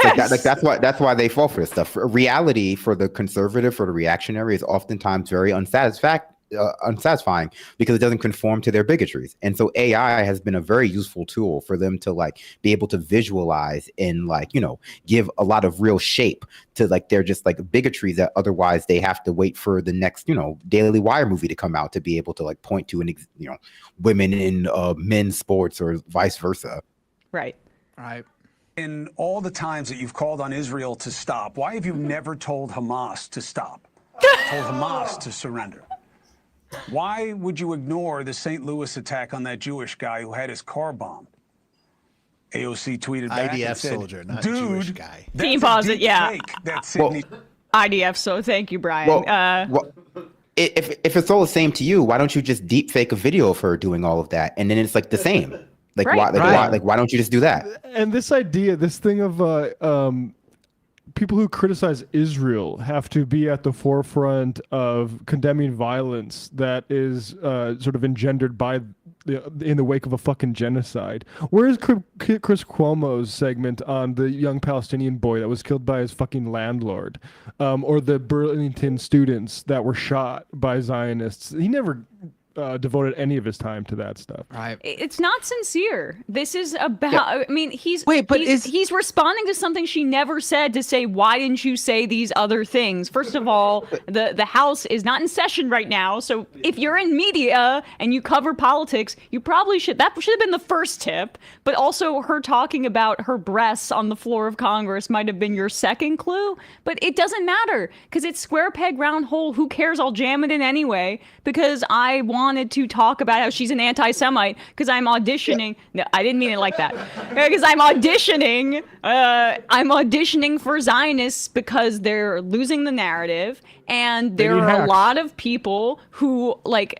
There's a lot of funded, lots of money on the Zionist side, on the Israel lobby side that will reward me if I continue to say this garbage about folks who are opposing the genocide. Also, to be clear, his response is that he's criticizing her for calling him out online now, for correcting her. Like, if I'm not, because can we just play that again at the very end? Because I was wondering, I thought he was just like saying I was wrong and this is what I had said and this is why I had said it. But now he's shoehorning in and criticizing because she didn't actually say anything ridiculous on the House floor that he thought she said. His thing is, why would she spend the time to correct me instead of talking about Israel and telling Hamas? Like, he's trying to use her correcting him now as a waste of time and how she shouldn't be correcting him. Like, just play the end of it there. That's what I think he was about to say. He did something wrong and is blaming to somebody else. He spread misinformation about her and is blaming her for responding to it, which actually is quite similar to the Israeli government that he's gratuitously defending in this monologue. You listening? I was wrong. I was tweeting today and saw a clip of AOC saying that Sydney Sweeney ad was racist. And so I replied to it and I said, why do you care about this and ignore what matters most? Why, in all the times that you've called on Israel to stop, why have you never told Hamas to stop? Told Hamas to surrender? Yeah, because she's not an idiot. Like, okay. Why would you ignore the St. Louis attack on that Jewish guy who had his car bombed? AOC tweeted back and said, dude, that's a deep fake, that Sydney Sweeney ad. You suck, in so many words. She didn't say that. Wait, why not give her a direct quote? Yeah. She said she called out your competence. Yeah. In posting Facebook memes as journalism. She's so immature, she called me a doo-doo head. I saw an AI video of it. Just also quickly to your earlier point, Emma, like what the Israel, like in calling on people to like, condemn Hamas or to like, jump through hoops to prove loyalty to Israel. It's also not just about, auditioning for Zionists. And it kind of like interweaved with your like psychosexual point where it allows people like this to demand things from like leftists, to demand things from like people of color, to demand things from activists, to demand that they jump through the hoops that they want to. And so it's very appealing for him, I think, for a Chris Cuomo type to, make these demands of AOC and have them be treated like legitimate things that she should be doing for him. And you see that a lot. There's like always, sometimes it's very gendered, but a lot of times it is heavily racialized, but it always plays out across like class lines. Just like, you're being forced to do what we want you to do in order to prove that, you're not a bigot, that you're sufficiently pro-Israel. It's a way for people who don't have power over like some people, like in the case of Chris Cuomo having power over, AOC, to feel powerful over her by demanding that she jump through some of these hoops in the only way that like would be, viable for someone like that to do. 100%. And for the audience that's watching, it is like it gets to be a sort of wish fulfillment in and of itself, in the same way that like when Fox News takes an opportunity to yell at a young woman, it's like when it's wish fulfillment for the grandpas that watch Fox News who feel like, their non-binary grandkid is pissing them off and they have an outlet for it in media. That's proxy for scolding their niece. Right. Yeah. Right. They got me. AI. It was really good, and it did seem like something she would say. It was really good. Sorry, it did not seem like something she would say. It seemed like something like anybody who watched it would know it was some sort of like fetish video. Yeah. Stop drooling, brother. Close your mouth, brother. Just what do you mean? It's something, he's like, it sounds like something she would say because I've never heard her speak before. I was too busy sexualizing her in my mind. God, close the Pornhub tab. I know. Like, I mean, I guess it runs in the family. So I thanked AOC for correcting me. But I then reminded her, she ignored the part of the tweet that mattered, okay? Oh, no! Not Sweeney, which really should have never been a thing, let's be honest. Mm-hmm. Why did AOC, the most popular Democrat in the country, powerful, reportedly ignore what I asked about calling on Hamas to surrender to end the war they started? Because you're a joke. Never said this woman's ignoring that me. I could find. Think about that. She also ignored my question about saying nothing about the American. Let's just take for folks who aren't caught up to speed in almost 2 years into this genocide. Israel does not give a fuck about the hostages. Yeah. Immediately after October 7th, the right wing, which is in the driver's seat and has been in Israel, said, do not let the hostages' families get in the way of us doing our extermination campaign on Gaza. That has been clear from the beginning, and it is, I think, complicity in genocide to run a news organization or news program like Chris Cuomo does when your brother's doing protecting Bibi Netanyahu from war crimes. It is complicity in genocide to keep running with this. What do you care about the hostages thing? But it is like one of the last sort of branches of Zionist propaganda where even Tom York, where he's like, it's a really tough time, but I don't know why people don't ask for Hamas to let go the hostages. They have over and over again. Yeah. And you know why doesn't Israel release the thousands and thousands of people that they have in fucking prisons and torture camps? The truth is that Chris Cuomo doesn't care about that. No Zionist cares about that. They like that because they are fascists. Anyway, here's a little bit more Chris Cuomo. I mean, how much more of this do we need? Are we good? Yeah, I think we got it all. I thought that was amazing. I Yeah. can't believe she would focus on correcting me for sharing something completely wrong that smears her and takes her and transforms her body and words into things that she never said, which I said she had said. Why would she focus on that and not the bullshit I threw into my tweet? Give me a break, buddy. I can't believe she would ignore. I can't believe she would ignore me. She won't come on my show. Even when I reference Israel, she won't jump through the hoops that I want her to jump through. I don't feel big and powerful enough as a man. She doesn't care about hostages. You see it. You see how easy it is for like these kinds of guys to weaponize Israel to get whoever they want to exert power over in politics to jump through hoops for them. It doesn't really matter what hoops they are. The fact that they can demand this of AOC is, I think, a big driver in stuff like this. It's politics of domination, and Israel is like at the vanguard of it, and so it's a really great vehicle for all of these other kind of fascistic or controlling fantasies, and it's often by men. Right. Right. Also, that whole line of why didn't you ask Hamas to release the hostages is like so like not even like even as propaganda is not even relevant anymore. Everyone in the world can see what's going on now in Gaza. Anyone who is trying to lie to themselves, except for Zionists, the most hardcore Zionists, not like your everyday person.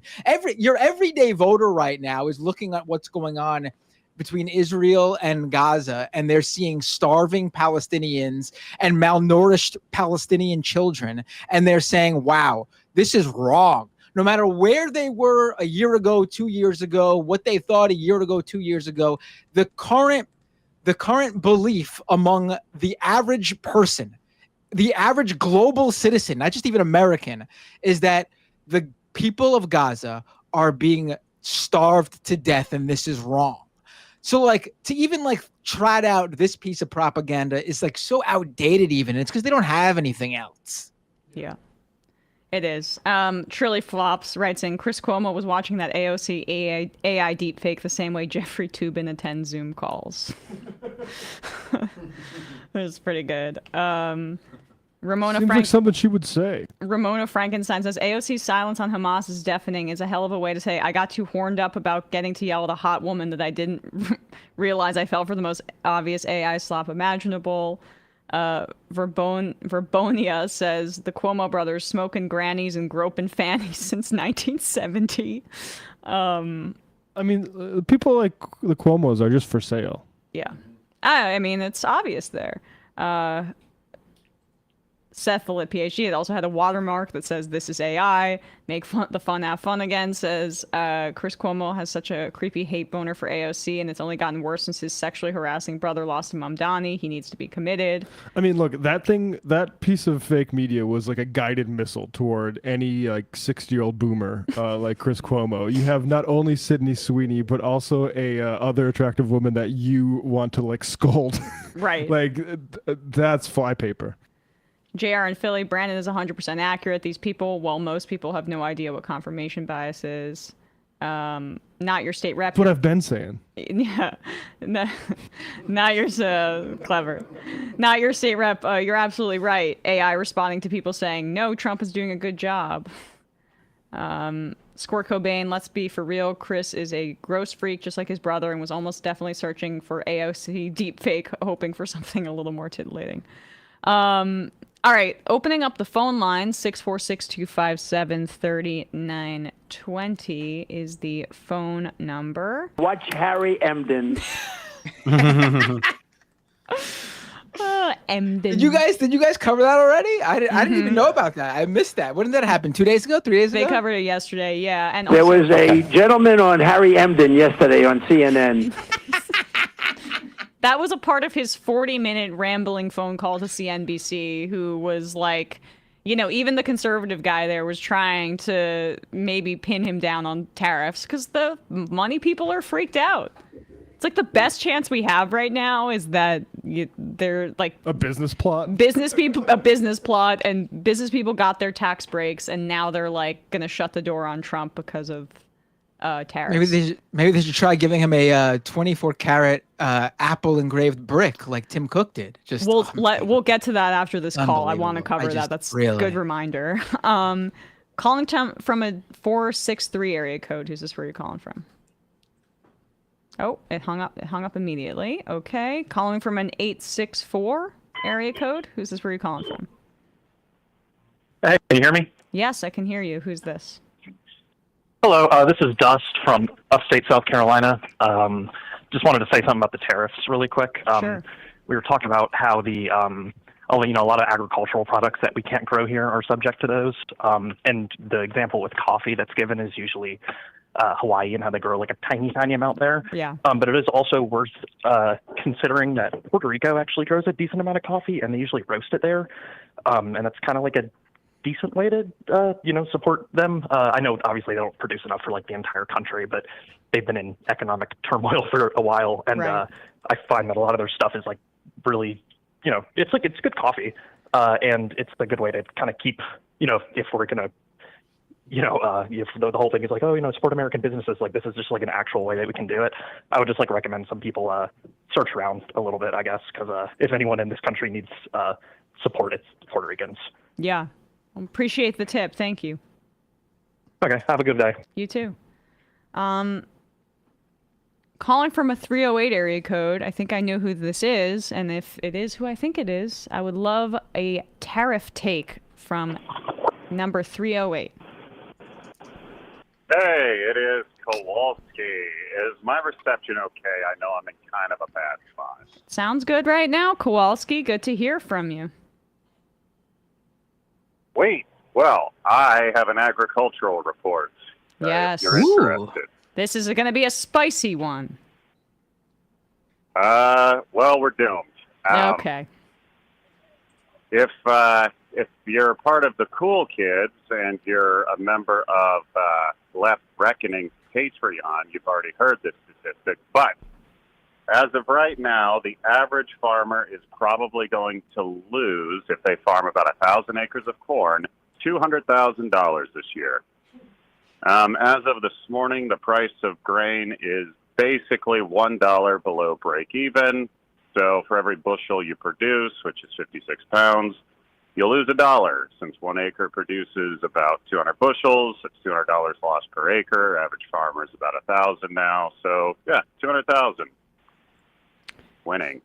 I mean, and this is after also the USAID cuts. That was something that I don't think many people talked about, but a lot of American farmers were in that like chain of creating food or producing food that was going to some of those poorer countries via USAID. So this is like that was a hit, but this is just an absolute gutting here. Yeah, there were a few programs that were going to cut some of the crop production this year because sometimes the USDA, when they see that we are heading towards a massive grain glut, they'll try to put in programs to limit production, to try to cut it back a bit, because this year we are projected to have a record-setting crop.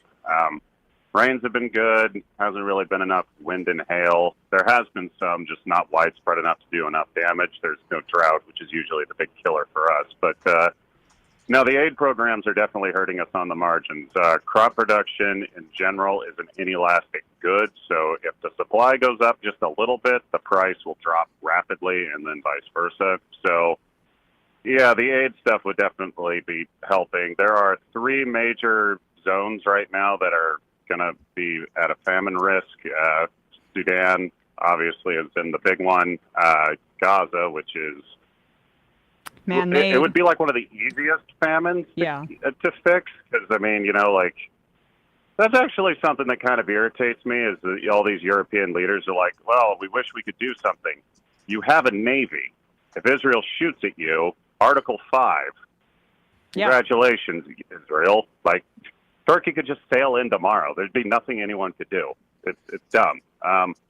But that could be fixed. And then the other one is on the Congo border with Rwanda, mostly in the Congo. There's some famine risk there because I think the group's called like M13. Anyway, a lot of disruptions to supply chains. All famines since like 1815 have been man-made. So, yeah, it is frustrating because we are sitting on like the largest grain surplus we will likely see in our lifetimes this year, and we could easily feed everyone. It's there, but now our leaders have decided to impoverish the farmers, starve the poor, hurt everybody.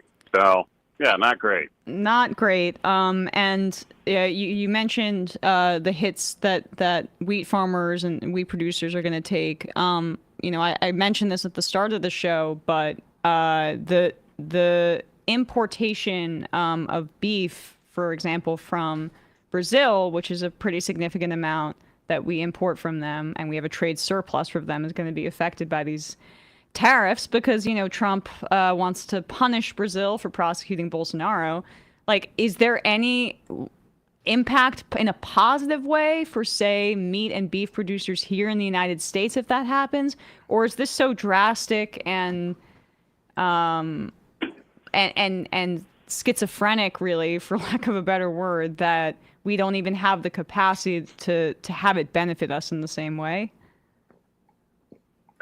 Pretty much it's going to be too chaotic to really know because, that can all just change on a dime. But that's one of the real frustrating parts is like, well, actually, you guys played it yesterday. Trump had said, well, the farm workers, for instance, they've been told that they just have to leave the country and they got a pass to come right back in. And it's like, there is a harvest of some crop going on every single day, especially in the southern states. You can't disrupt labor, not even once. Like, you do that, and then the crop just rots. So, like, these disruptions, you can't plan around that. Like, the stuff we do, a piece of equipment we buy, like, we have projections going out a decade on how long we intend this to, be useful. You got to give statements to your bankers. You have to get insurance. Like, it's a whole thing, and it's just you can't plan around any of this. It's like you said, it's schizophrenic. It doesn't make any logical sense, and like you're also dealing with very bizarre weather. We're kind of fortunate this year. We've gotten enough rain, but if we get a drought, are those federal crop payments going to come through? If they don't come through, like, what are you supposed to do? Because now everyone is highly leveraged. The losing $1 per bushel may not sound all that, huge, but, each farmer, 200,000. There's about 200,000 grain farmers across the Midwest. That means we will lose $40 billion this year in just equity. Like that. It does sound a lot, unless you're a major corporation that can stave that off. If you are a smaller farmer, like yourself, Kowalski, that's just. How do you have a plan? What is like? What are you thinking from a standpoint of your business? Well, for my family personally, we will be okay. We, like many farmers our age, we all have second jobs, essentially. We do a lot of custom work for the co-op, so we have a diversified revenue stream, as the banker would call it. But, there's a majority of farmers are around the age of 55 to 65. They are nearing retirement. They are physically not capable of getting any, job that's going to be able to generate the same income that they have now.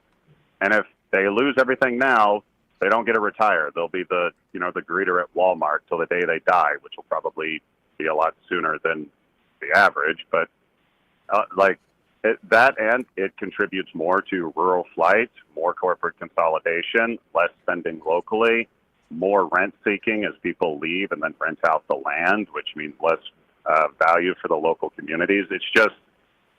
It's a negative feedback loop that typically gets stopped because a government payment of some kind goes out to stabilize things. Like, for all the criticism you need to give Ronald Reagan, and he is burning in hell right now, but his ag secretary, at the very least, did understand that we had to cut down on production when production got out of control in the 70s.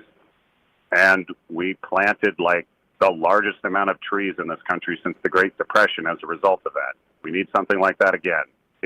You have to have some sort of government intervention on this, because you can't just expect individual farmers to just say, okay, I promise to reduce by 10%. Yeah. If everyone else promises to do that, we'll all be fine. No, But right, because well, I won't do it. the conglomerates are going to be able to not do that reduction, but the reduction will have to be borne by smaller farmers who can't operate and have smaller margins. Exactly. And Yeah. one last thing I do want to leave you with. In 2019, the last time we experienced this with Trump, and it's exactly what happened last time, and I'm very mad at all my neighbors for voting for this guy, even though he did it last time.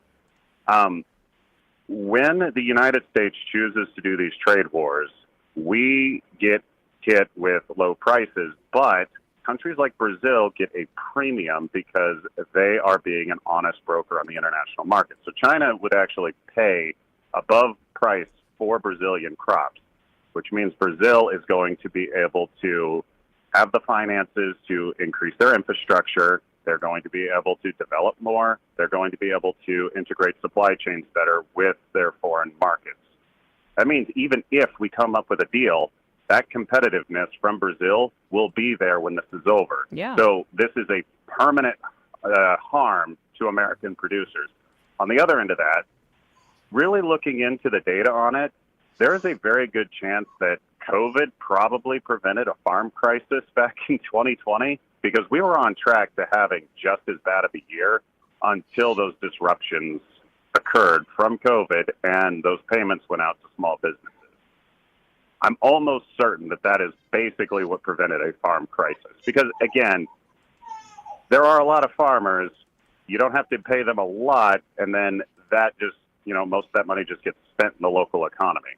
So that might have actually been somewhat of a blessing in disguise. That and everybody's finances improved a lot after the Ukraine conflict because there was a massive commodity shortage. But on the whole, things are not looking great. I would imagine by Christmas there's going to be a lot of desperation out there. If that ends up finally breaking some of the GOP and the Congress, I don't know. But you would think something would have to give at this point. Because, losing $200,000 per farmer, that's a pretty hard thing to overcome. So, Well, I'm a grim call, Kowalski, but I appreciate it. What if Silicon Valley does an app? Wait, what? What if Silicon Valley does an app that helps Right. do all this stuff that you think the government should do? Oh yeah, that I'm sure we can get an app out there. Hey, everyone, you need to promise to cut back to this. If we all just coordinate together, it'll work great. Because like taxation, we could just do voluntary taxation. That would be perfect as well. Yep. Appreciate the call, All right, you all have a Kowalski. good one. Yeah, Maybe AI Thank trained you. on all of our creative works can somehow help your farming. Right. Well, yeah, I'd like to be informed, but not great news from Kowalski from Nebraska.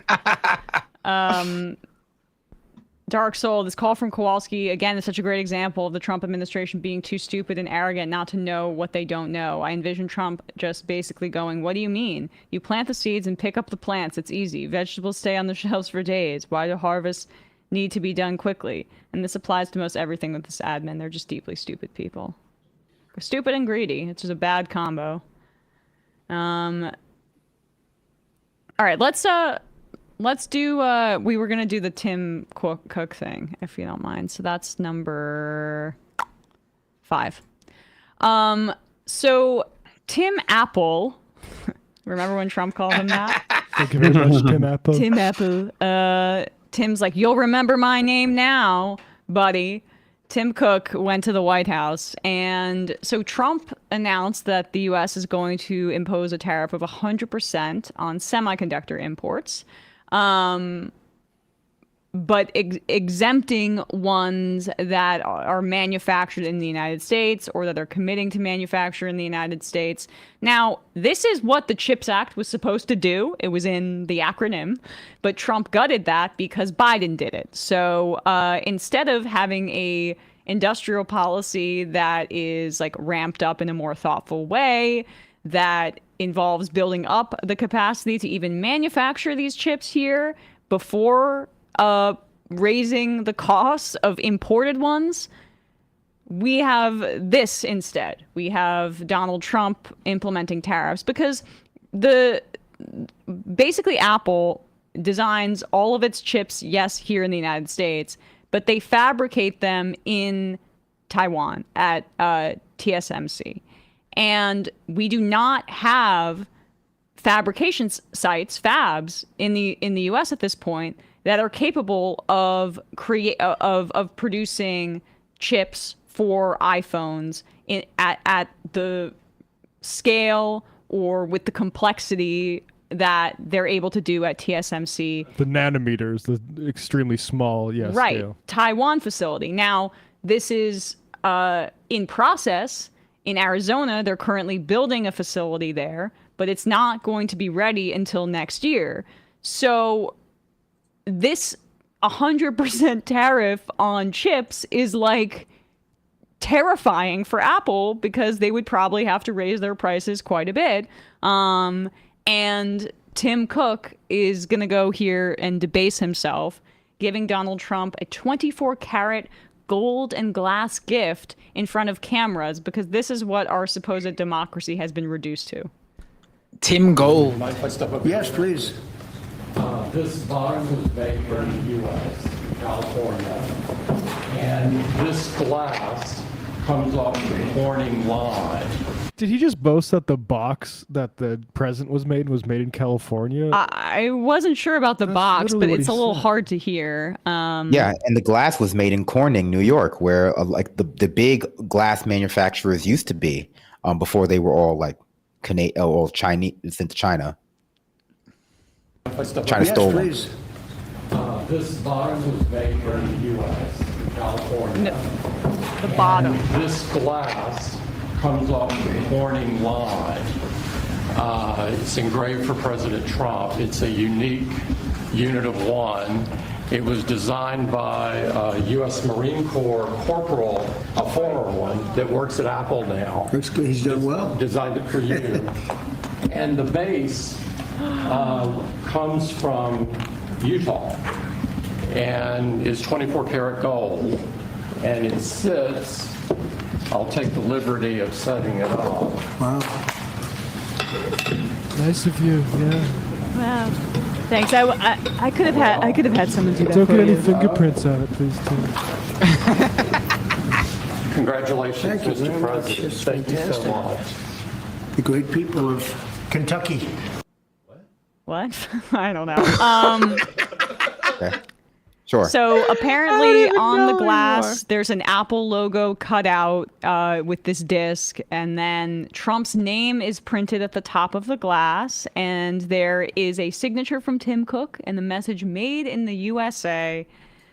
This is just he should have just gotten on his knees and blew him, and then that might have been a little bit less degrading than what we just saw. I can call my son Baron on this, or it's not a phone. I mean, honestly, this kind of thing is just what his job is. This is what Tim Cook's job is. It's like, the fact that Tim Cook has to degrade himself in order to get certain handouts from the president is the exact same when Mark Zuckerberg has to go in front of Congress and get yelled at by Elizabeth Warren about all of the untoward practices of Facebook. That's just the cost of doing business. That's what it means to be the CEO of these companies. And so I think people should at least understand that when they see this doesn't mean anything to Tim Cook, because Tim Cook doesn't have that emotion about it, because Tim Cook is like a billionaire. This is what it means to be this is what it costs to be a billionaire. Like the illusion that you can be mean to everybody is like, the Elon Musk thing. This is like having no shame is like how you become a billionaire. And so this is absolutely part of that. And this is also like the benefit of Trump's tariffs for like captains of industry. It's like, if you can suck up to Trump, you'll have, you will have ability to corner the market where your competitors, maybe just because they don't have access because they're not as big as you, they won't. And maybe you'll lose some money because of the tariffs, maybe because of the fact that your consumers have less money in their pocket. But by the time the tariffs are over in 4 years, because Gavin Newsom wins the presidency, there won't be any competitors left. You'll have cornered the market because you'll be the only one who survived. Okay, well, first of all, do not say that thing about Gavin Newsom and speak that evil into existence. Secondly, it is like almost like what's Trump negotiating with training wheels here. He gets to be big boss man like on The Apprentice where he's making deals, but it's completely asymmetrical because he's literally the president and he has the opportunity to approve like mergers or business deals or block them at a whim. And so he gets to feel like he's making these big deals, but it's all because he has all of the power, right? It's just, it's like he is trying to learn how to ride a bike with training wheels on it. But the other part when you were saying cost of doing business, it just occurs to me that this is just an escalation of lobbying efforts that already previously existed. Like we see that K Street and Washington, D.C. has just billions of dollars sloshing around, and these companies spend so much money on it. And you would ask the question, why? Well, it's actually more profitable for them to spend a bunch of money on it. And so this degrading spectacle, it's just another cost of doing business thing, because at the end of the day, it's about using your money and your influence to buy the government, whether it's buying this one very stupid and shallow individual who's currently our president, or it's the more formal ways of going around to Congress and to the Senate. Well, in some ways, like Trump being president is the worst of everything for everybody in this case, because like, you know, Trump as the president, like White House is for sale. Like maybe more than it's ever been for sale. But the problem with buying Trump, which is something that the crypto people found out when they had their dinner with him, is that Trump is like a scammer and a grifter. And so when he takes your money, he just wants your money and attention. Like he doesn't really believe in quid pro quo the same way the normal politician would. And so there's a good chance that you'll give him what you think he wants. You'll bribe him, you'll suck up to him, you'll do whatever, and he'll turn on you. If anything, other politicians are better to buy. Trump's height in this particular point, like the fact he's president, is what makes him attractive. And the fact that he's generally easy to manipulate, but he's also like chaotic. He's buying his way into respectability with guys that laughed him out of the room before, right? And like, and psychoanalyzing him, it's, I don't know, it's kind of a dead end, but it is still endlessly fascinating how you can be this like 80-year-old person who's just still motivated by insecurity, by getting laughed at because he went bankrupt so many goddamn times and like never had the ear of the bigwigs down on Wall Street, where Trump Tower is literally right next to it. Yeah, no, absolutely. I just think that there's a good chance that he bites Tim Apple in the back anyway, because it's like, take a bite out of that apple. Yeah, because like, you know, maybe like one of the tariffs actually does hit Tim Cook, and so Apple decides that they want to like itemize the tariff on your next iPhone bill, and then suddenly like they're not exempted anymore. Like Trump is not the best person to pay off in generally because of his personality, but in this case, like the power that he has is like undeniable. Yeah. Watch Harry Emden. You can't trust him. He's untrustworthy. Yeah, like it's like why like I get the cost of business and all that, but like this is a guy who doesn't just go by like, oh, what did you do for me? It's what did you do for me lately? This is going to be a flash in the pan for Trump. Like this is oh wow, okay, you're on I'll remember this for about a week, and then I'll just throw tariffs back on, because that's literally what he's already done in the past 7 months, just constantly wheeling and dealing, and then when he strikes the deal, he reneges on it just a couple of days later, weeks later, if even they think they have no choice. They think if Apple thinks that they have to bend the knee to this guy, one of our most profitable corporations in this country, I mean, that's like the case down. I mean, and the time is running out, they think, right? Because the economy is already starting to feel the effects of it. The slowdown is happening. And in 6 months from now, the losses are going to start to be felt unless you get a carve out. And so Tim Apple has to, do this now and debase himself, because if this 100% tariff hits, Apple has to raise their prices a ton, and think about, all the other downstream effects for companies that may need semiconductors and chips and that kind of processing that aren't the biggest technology company arguably in the world. Yeah, no, I mean, I think to your point, it's going to Matt, happen no matter what. People should be ready for that iPhone 17 to be starting price much higher than previously, because they're going to try to hide it by not raising the prices of the old phones. They're going to introduce new products with the higher price. So you just assume this is just, it's a more powerful thing, so it's a little bit more expensive because of whatever. They're hiding that it's going to be the tariffs that make everything more expensive. No, for sure, older phones are going to get more expensive too because of just greed. Like, even if the older phones didn't have to become more expensive, greed is going to push the cost of all Apple phones up, as the even ones that have already been made, because it's just too tempting not to. I'm not necessarily saying the old stuff isn't going to go up in price. I'm saying that the first thing that's going to see the price raised is they're going to keep everything where it is until iPhone 17 next month that they announce it. And it's going to be much more expensive than previous models. I guarantee it. The PS5, you're already seeing this. The PS5 is like the first generation of console that's as cheap 5 years after or as expensive 5 years after launch as it was when it launched. It hasn't dropped in price at all, and the PS6 is going to be really, really expensive.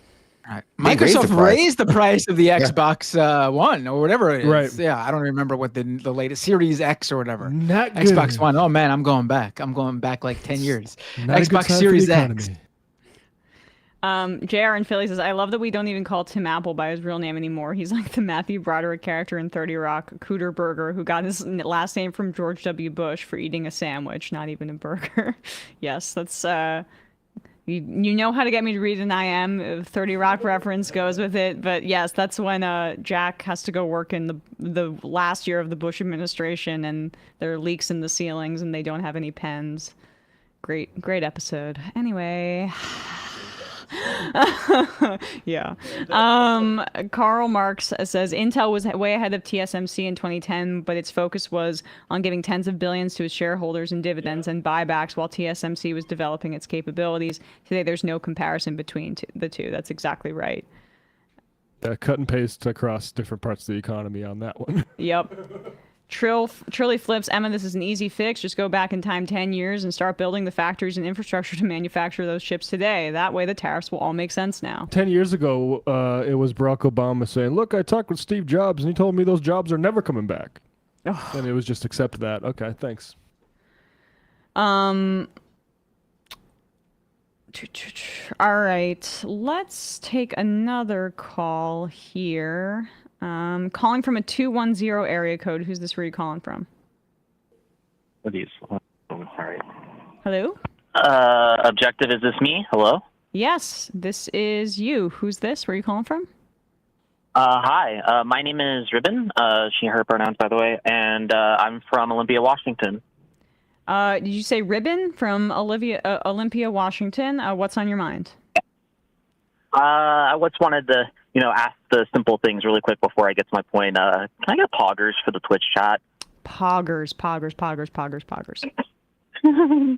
All right, thank you. I still don't know why it's amusing. I watch the broadcast from my Twitch chat from work every day, so all right, that's my fair place. enough. I don't know why it's amusing. Shout out to but Crimea River, by the way. Go ahead.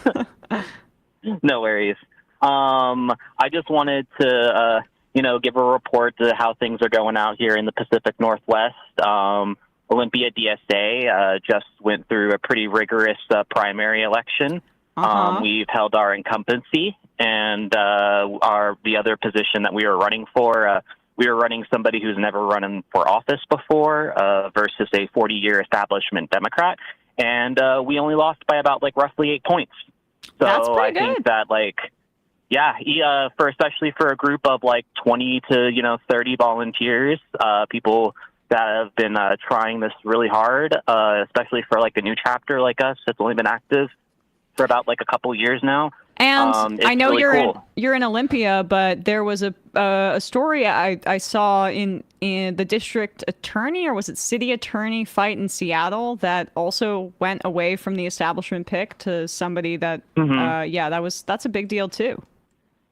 Yeah, it's a lot of truly like progressive movements are happening here, like Seattle with everything going up there, new mayor, Tacoma DSA. I know I've heard them once or twice mentioned on the broadcast before by other callers, but Zev Cook is fighting for her life right now as trying to be like the first trans woman in Tacoma City Council, and she's currently getting slammed by a bunch of attack ads from an APAC broadcast or an APAC organization that's getting money. So we're not going to give them names, of course, because we don't do free advertising. Right. But and then it's an everyday fight, and I just wanted to give everybody that's been out there fighting, especially with my organization, just a good shout out because change is coming, and I just wanted to say that because it's really cool to have been a part of Appreciate this. you.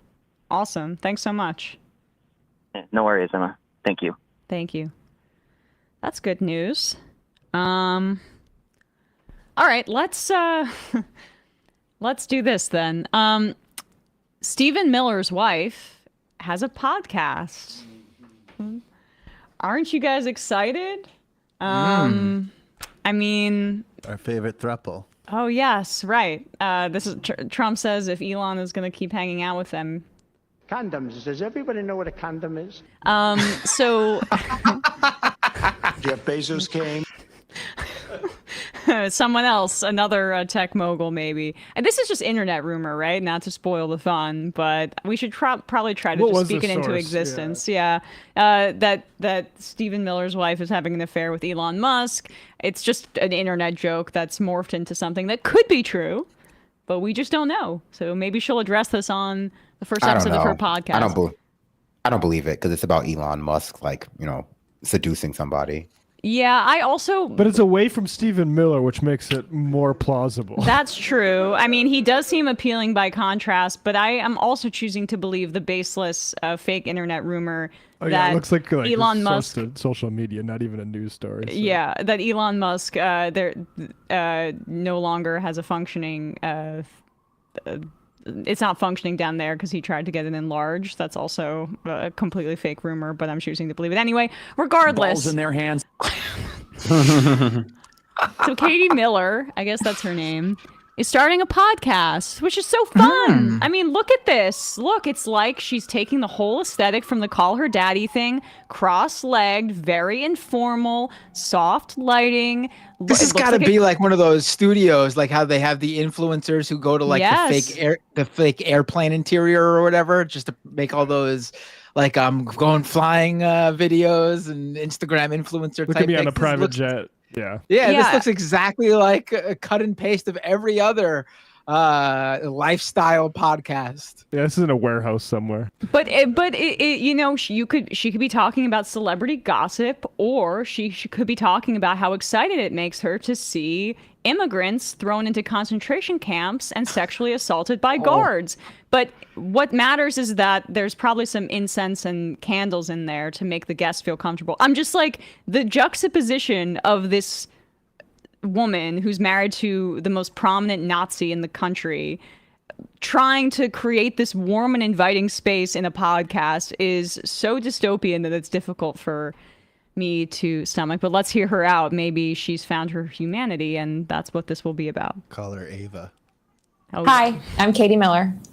Welcome to my podcast and welcome to my living room. You may be wondering what I'm doing here hosting a podcast. It seems these days, just about everyone has a podcast. For years, I've watched from the sidelines as people I know, people I respect, have hosted TV shows, radio shows, podcasts, you name it. And I thought, hey, I could do that too. And why? Because for years I've seen that there isn't a place for conservative women to gather online. There isn't a place for a mom like me. Yeah, mom of she's going to join her take. 4, 3, and almost 2, and a wife, and trying to do a career, have it eat all, healthy, work out. There isn't a place for a mom like me. And so I wanted to create that space where we have real, honest conversations with people across the political spectrum and across the world to get lifestyle information, news, laugh with our friends, gossip about what's going on in the world from our perspective, from that of a mom with 3 kids who's trying to make every day be the best it can, from bedtime to bath time to breakfast in the morning to getting out the door for work. To all the things. All right, whatever. We've only been a minute into this. She makes the Hawk-Tua girl look like Audrey Hepburn. This is really bad. Yeah, this is someone. There's a Are they reason making why her do this, do you think? What's that? Are they making her do this, like to like soften Stephen Miller's image, or do you think this was her idea? No, this sounds like the way she talked made it sound. She sold me on it being genuine. It's just the problem is she's genuinely boring. Podcasting is genuinely bad at this. No, but podcasting like this for this is an acceptable line of work if she needs something to do outside of the home for a guy like Stephen Miller, right? Where they are more comfortable with their wives being kept. But if she wants to have her little podcast where she talks about how tough it is to be a mom today, here in America, it's really tough juggling 3 kids, especially when my husband comes home and he talks about how I had to separate this mom from their kids, and her husband maybe is going to die due to poor conditions in the prison I've thrown them into, or just like how it's just difficult for him to contain his excitement all the time when he sees all those Palestinians that are starving. She has to juggle a lot. I know, honestly, I think if how she's trying to frame herself as like this everyday, just like, oh, I'm just an everyday mom who just happens to be a conservative. I saw all these other people with podcasts, and I thought, why can't I do it too? Yeah, I wonder what's holding back the wife of one of the most powerful aides to the president of the United States. Oh, she must really be struggling. Go ahead, Brandon. I'm sorry, I think I cut you off. Oh no, I was just going to say something completely I was going to give advice about the kind of content she should make, given the backdrop and what Stephen Miller does. I think she should lean into the anti-vax stuff. I think that's exactly the kind of content that would complement Stephen Miller's brand of Nazi, the more esoteric. She should get into anti-vax stuff, how demons will possess you if your kids learn to read, stuff like that. That's really what's that's her niche. I can sense it already. Isn't it? I mean, Brian called her Ava, but it we played that Mark Maron bit where he said that if Hitler was alive today, he would go on Theo Von's podcast. It's just so well said. But apparently, if Hitler was alive today, his wife would be hosting. Or call her Nazi or whatever. She would do 8 episodes, then realize, oh, this is going nowhere. I'm done. Because I'm sorry, let's play just a little bit more. This is a complete charisma void. Yes. There is nothing here that is going to. And just to point out, everyone agrees that it's been out for about a day now. 1,096 views. The only reason I saw this is because one of those Democratic Party accounts tweeted that she was getting a podcast, and I'm genuinely curious, what is it going to be? Is it going to be here's a photo of my adorable baby who has all of the resources available to them, and here's a photo of a starving baby that I have to keep in a drawer because Stephen Miller keeps pulling it out and licking it because it makes him so excited. And I'll just note the comments are turned off. Oh, also, she's a huge, I think they're both huge Zionists, by the way. So I'm excited to see how she talks about the difficulties of being a mom when you're rich as fuck in this country, and justifying her husband's policies on a day-to-day basis. Per her Wikipedia, she is a conservative Jew. Yeah. To getting out the door for work and everything in between. A little bit about me. I've been a communications director to senators, to a vice president. I worked in high levels of the U.S. government. And most recently, I'm concluding my time working full-time for Elon Musk. And so please join me for my podcast. We're going to do this once a week on Mondays to talk about lifestyle, what's going on, real honest conversations. I mean, this is like a college project that you upload to YouTube. She said it already. This is a disinformation op. She worked in communications. She worked for Elon Musk. This is just to soften the image of the Republican Party. This is to soften the image of Stephen Miller, make them seem like they're normal people. But I don't know if this is going to have legs. How many episodes do you think this will even have? That's why I said 12. The only way they're going to be able to portray themselves as normal is if he never appears on the show, because he can just slither into anyone's room and you go, that guy is one of the most disturbed people and probably a school shooter in another life. She's been doing this for a decade. She was press secretary for Steve Daines, spokesman for Martha McSally, deputy press secretary at the Homeland Security during Christian Nielsen's tenure. Like, she's been in spokesperson for a decade, and she's still very bad at delivering lines.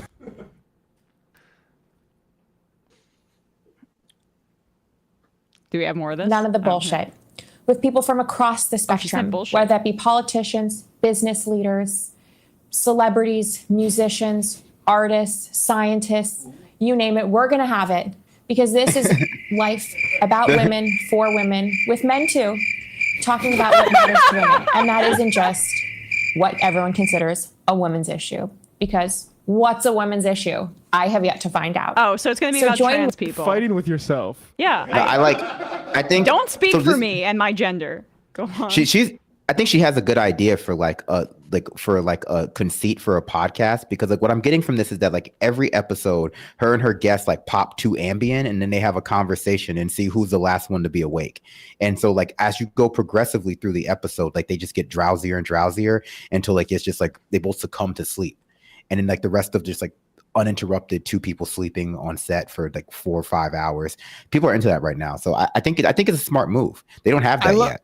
I love how she was able to get like obviously because mainstream media and corporate media fawns over anything even the lowest of low right-wing influencer does. Like she's got this picked up by all the major Politico outlets. Axios is wrote a whole piece on it and who she's interviewed so far, and all the photos of her interviews, of course, provided to them by Katie Miller herself, and she's getting all that sweet SEO along juice with the out check, of this, I'm probably. sure. Yeah. According to what she told Axios, she's already interviewed J.D. Vance, Sage Steele, who apparently is some like conservative influencer, and Mike Tyson. Mike Tyson, wow. Talk about women's issues, and by Mike Tyson loves money. Mike Tyson loves money, so like it's Mike Tyson knows how to create issues for women, that's for sure. Yeah. Yeah, this is a safe space for women. Anyway, here's our guest, Mike Tyson.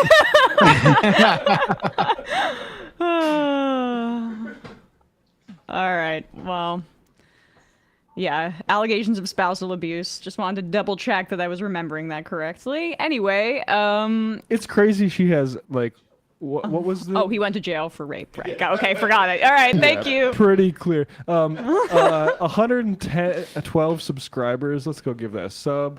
Also I thumbed it down, so but it's amazing to get an entire write-up from Axios by Mike Allen himself, like the founder of Axios. Like our media is so insane. I know. Like why on earth is this newsworthy that this idiot 33-year-old who just happens to be married to a like Gestapo like Himmler of our country does a podcast, and you need to do advance publicity for it? Oh, the most interesting thing, and I forgot to mention in this Axios piece, is that she left her job with Elon Musk to go do this podcast. I'm sorry, it's not like there's like money behind this. Just look at the production value of her stuttering over her words, and they didn't say, "Hey, maybe we should do a retake." So I'm wondering what is the real reason behind her leaving Musk? It certainly isn't to do a podcast. You're right. Well, I mean, to your point, why the write-up? We have to understand like the redemptive quality of like white women and like nuclear families when it comes to our political system, and how oftentimes it's part of like laundering the image of people who are like, socially deleterious, and oftentimes are enacting violence on populations through like structural or systemic or, business means. It's supposed to redeem them that they have like a wife and kid at home who like supposedly love them and that they treat well. And so like putting that forward is supposed to, for a lot of people, it provides that that cover for a lot of people who are doing negative things like publicly. You know, they go like, oh, well, yeah, like Stephen Miller might be a Nazi, but he has a wife at home and children who like love him. And so we can't say if he's a bad person or a good person. And you see that all over the place. You see it with Joe Biden and his kids. You see that with, you know, not Elon Musk, obviously, but it becomes but he like this, tries like, it. Yeah, it becomes part of like the patriarchy, like referencing these like the virginal wife or the virginal like white woman at home with your like family who like, you know, obviously not at the same time, but like who provides like the redemptive quality that you need to like, you know, not be able to say who's good or bad at the political level. Yeah. I didn't even see this, Matt, but it says that she's trying to be like, call her daddy. There you go. There's no conservative answer to call her daddy, which is like a centrist pop culture show that Kamala appeared on one time. There is a conservative answer to call her daddy. It's Joe Rogan, Theo Vaughn, Andrew Schultz. All of those guys had laundered Trump and conservative ideas. Yeah. There's no need to have a conservative answer to call her daddy anyway, though. It's not a political podcast. No, it's not. They're just mad she had Kamala on once, but they don't give a crap that Joe Rogan was like, you know, completely for Trump the whole time, had him on, did a softball interview. It's so silly. They act like they don't have completely asymmetrical like money on their side and resources on their side, constantly the victims. I mean, the thing is, it's because the organically cool stuff, like the organically cool things out there still aren't conservative and never will be. Yeah. Like they could push their media all they want, and every now and then, yes, someone from like somewhere else becomes a conservative, like Joe Rogan or whatever, but they will never be able to take control of what they actually want to take control of, and that's media, whether it be film, TV shows, podcasts, whatever, they just organically become big and cool because they don't have the creative juice to pull it off. It's inherently anti-conservative. Just like all you see, everything they put out, they always got to claim it's the new punk rock.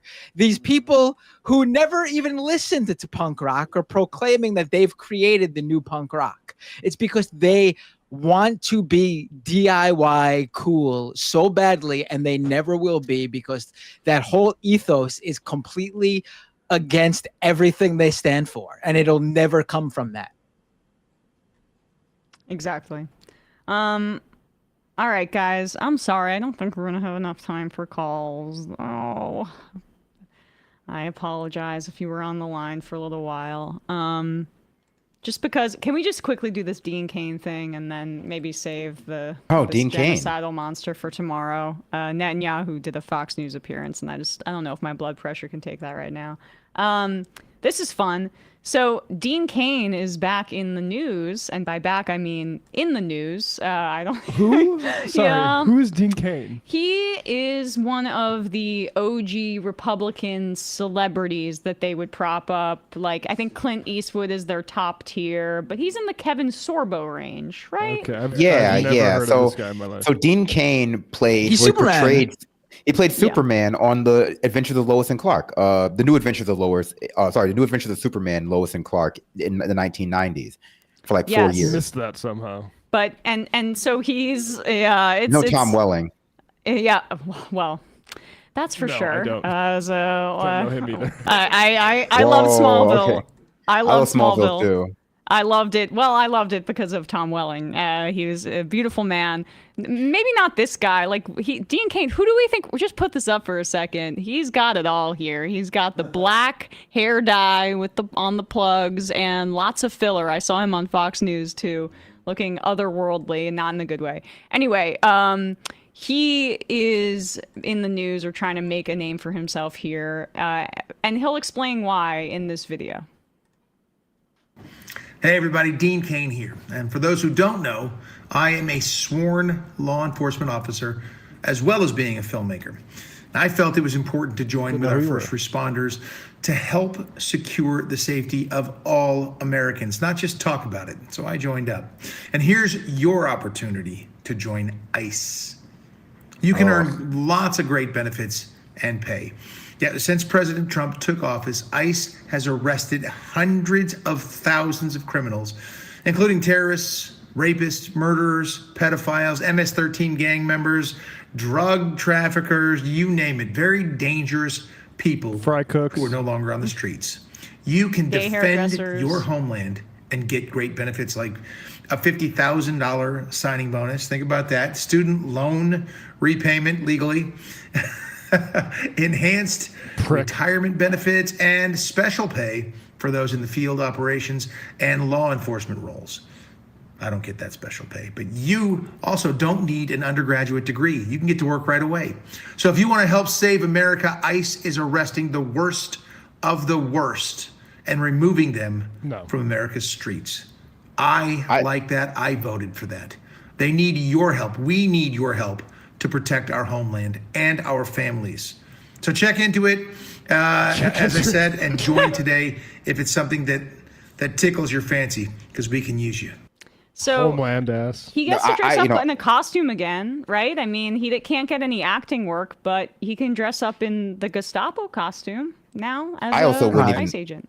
I wouldn't even believe him that it pays well. I wouldn't even believe him that, like, you know, maybe there's a sign-on bonus, but like I've heard those recruiting messages from the Army my entire life, and then there's always like a caveat. There are cops in parts of America who like qualify for, and this is not me like playing a violin for police, qualify for state assistance because they don't get paid enough. Like the areas where cops can, like, you know, bilk the unemployment. I mean, not unemployment, if only could bilk the overtime are like, you know, liberal cities like in the blue states in, like, you know, California and in New York and in Boston. And like red areas, police officers are on SNAP and welfare and like Medicare and all other stuff because they don't get paid because they're defunding not police but like small towns and rural areas. So like, you know, I wouldn't be surprised if this is just like another scam. Also, the cutoff to join ICE is 37, and you have to be in your 40s to know who Dean Cain is. That's true. Wait, you were saying this to me before the show. The cutoff is 37. How is he able to join? I mean, I guess I'm a little spokesperson. I'm fooled by the hair dye, but this guy is not 30. Is older than 37, He's 59. right? He was already a cop the way Shaq is a cop. Yeah. You know, he did that a while ago. Was it? It's like an honorary cop. Right. And no, well, who else was an honorary cop? Gosh, the football player that ran in Georgia. What's his name? Herschel Walker. Herschel Walker. Didn't he come up with his little badge on stage one time? God, these guys are overgrown, like little boys. You think so? Well, if he was an overgrown little boy, would in 2013 he have done this? Hosted a reality show about Bigfoot titled $10 Million Bigfoot Bounty, where he offered contestants $10 million to prove the existence of Bigfoot. Didn't Joe Rogan have that same exact show? I'm pretty sure Rogan had a Bigfoot show too. That's the only job left in America, hunting Bigfoot. If you're not hunting Bigfoot, or maybe like ICE will get to the bottom of this Bigfoot stuff. Yeah. Christy Noem announced that there will no longer be an age limit for ICE. Oh my gosh, Grandpa, get off the couch. No more retirement for you. That's the thing that's going on. I mean, it shows that they're having trouble, though. Yes. I think people should continue to demonize ICE. They should ramp it up. There should continue to be protests because it shows if they're doing this, if they're trotting out Dean Cain to promote ICE jobs. And you got Kristi Noem removing the age limit for who can join ICE. And they're offering a $50,000 bonus, which I'm sure comes with many caveats and small print. So check that out for sure. But if they're doing all this, it just simply means that they are having trouble hiring people to do this. People don't want to be, or at least most people don't want to be Trump's Gestapo. They don't want to split families up. They don't want to go, even the people who maybe voted for Trump because they were, and we see this in the news all the time. I thought he was going after criminals and he deported my neighbor who I loved. They're waking up maybe even to the fact that Trump is not deporting criminals.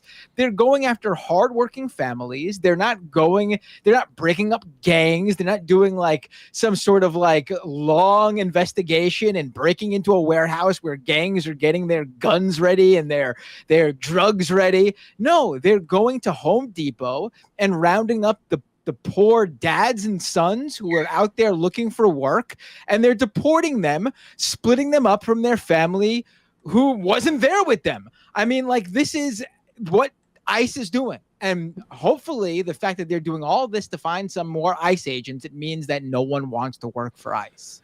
I've been thinking that too. Like the huge expansion of money, basically giving it more money than the FBI has to play with in a given year, is extremely horrifying. And it is an attempt, I think, to create a nationwide police force, fascist sort of shock troops.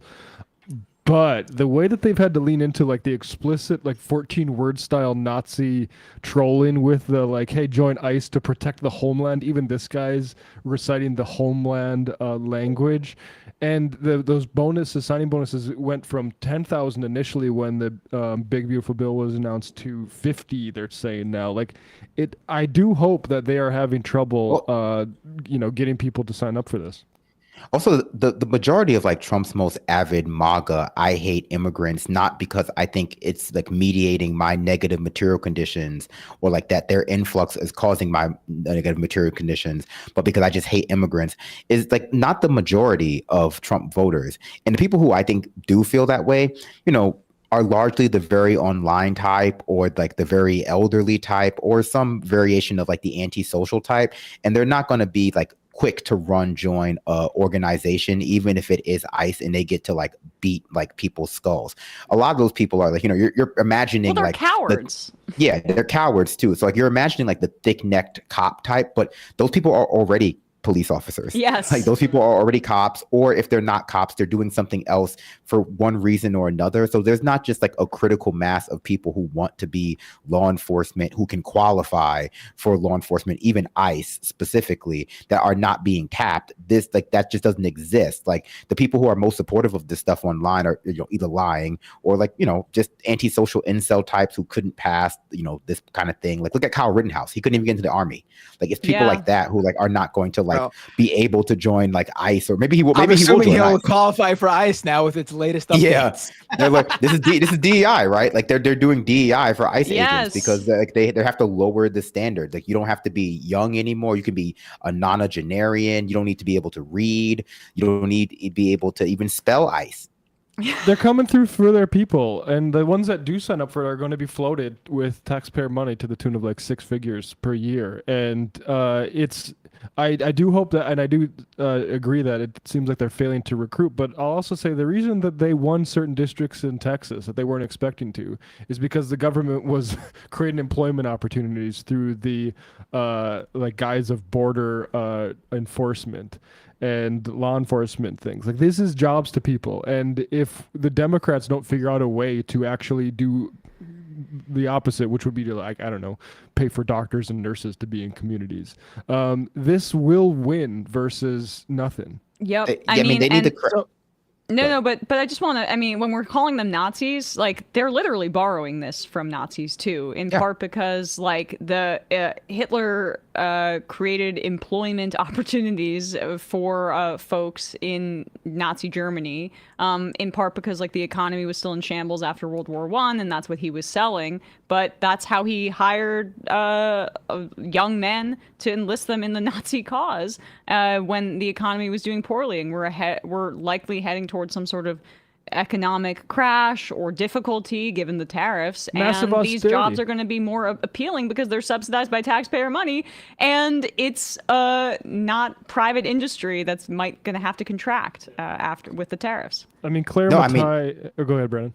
I was gonna say, no, to your point, Emma, that's such a good one, because like that's a lot of what Trump is trying to do now, like paper over the obvious fact that like his policies, just like all Republican policies, make the economy weaker. They put people out of work. They make people more precarious. That's also, I think, why he's doing that like executive action to like be able to forcefully commit the homeless. He doesn't want people to be able to look around and see that his policies are making the world a worse place. He doesn't want people to be able to look around and see like, there are even more homeless people in our neighborhood. There are even more homeless people in our like society, because he wants them, to be like put in prison, likely to do like labor to replace the undocumented workers. Yep. All right, guys. Starting salary for an ICE agent, 50K is the base salary. So those promises of huge salaries and stuff is also not something you're going to get if you're just joining ICE. Also, I'm sure there's not like overtime pay either. Like that's the big draw for local law enforcement, right? The fact that you get you sign up for all that overtime, and that's where you make a bulk of your money. Probably. I'm assuming they'll increase that. I thought 50K was just the bonus, but maybe I'm misremembering. Now, also, apparently, according to, I just had it up, it's split up by a lot. So you gotta, the bonus is 10,000 signing bonus, and then another 10,000 if you apply by August 1st. Oh, too late for that. And then 3 separate annual bonuses of 10,000 if you stick around for each of those 3 years. Yeah. Wait, so the 50,000 is over several years? Yes, of course. Like, I And knew you it was already a lost scam. out on 10,000 because it's past August 1st. So now the max you could do if you sign up now is 40,000. Well, It's like Toyotathon, but for fascism. Maybe if Craig T. Nelson was recruiting me, I would have paid attention, but I don't know who Dean Cain is. So. Yeah. All right, guys, gonna read some IMs and then get out of here, hanging up the phones. Teacher Dan, this will win versus nothing is a very important thing to repeat to the Democratic Party establishment, which is currently putting on some resistance theater, but still hasn't articulated a better version for the people. They expect to vote for them. What Democrat initiative has led to like a possibility of people getting jobs from the government? Right. Besides saying we're going to give more money to cops too. Yeah, I mean, this is like this is the scary part of it. Is if you employ people, it does create some sort of level of loyalty, especially if the economy gets really bad. Oh, what have we been talking about with the economy? Is it looking good? Yeah, I'm not trying to be histrionic, but yeah, like it looks like we are headed towards a pretty deep recession. And millennials go first time. It's like our third time. And dear God, if you want to come at me that way, you're going to have to take it up with me. Millennials. Honestly, no, I disagree. I think people are ready for a recession. When I talk to parents, I always hear how much they love spending money on going back to school supplies. Like when I talk to people who are like going back to school, they always like, I don't spend enough money on school supplies. I don't spend enough money on reclothing my kid, to electronics. I want to spend more because of freedom. And so I think everyone's going to be really excited in the next few months. For patriotism. Yeah. Sent with lasers. God, can you imagine seeing Stephen Miller naked? You know what sounds hot? Nosferatu without any charisma, and instead of feeding on people, he just eats turds he finds in the wild. Yeah, Nosferatu had Riz. I mean. Spaz says, Emma nailing it with saying Trump and Jerry Jones are the same. Thank you. Thank you very much. Our metrics don't agree with that. Massive dip. I don't care. I'm not interested. Emma, when she's about appealing to the audience. When Emma's about to do a sports metaphor, this is what you hear. There'll be a little disturbance, but we're okay with that. It won't be much. The Tom Collins Beard, is her podcast called So I Married a Nazi? Jerry, I'm clean. We need regular kitty updates. Emma, I mean, they're pretty good cats. They're pretty good. They're 7 months old. They're not rambunctious. They're not that rambunctious. I mean, I'm having a little bit of trouble with them with the carpet, picking at the carpet. But we got them a bunch of scratching posts and a cat bed and stuff like that. So they're being pretty good. Get them some cardboard boxes in there. Yes, and they were they didn't come from a shelter. They had been in a foster home for like 3 months prior to this. So I think that made a difference in terms of them acclimating. But they're really cute. They're both like one's white and gray and one is white and orange, and they're brothers. And they sometimes cuddle and kiss, and it's crazy cute.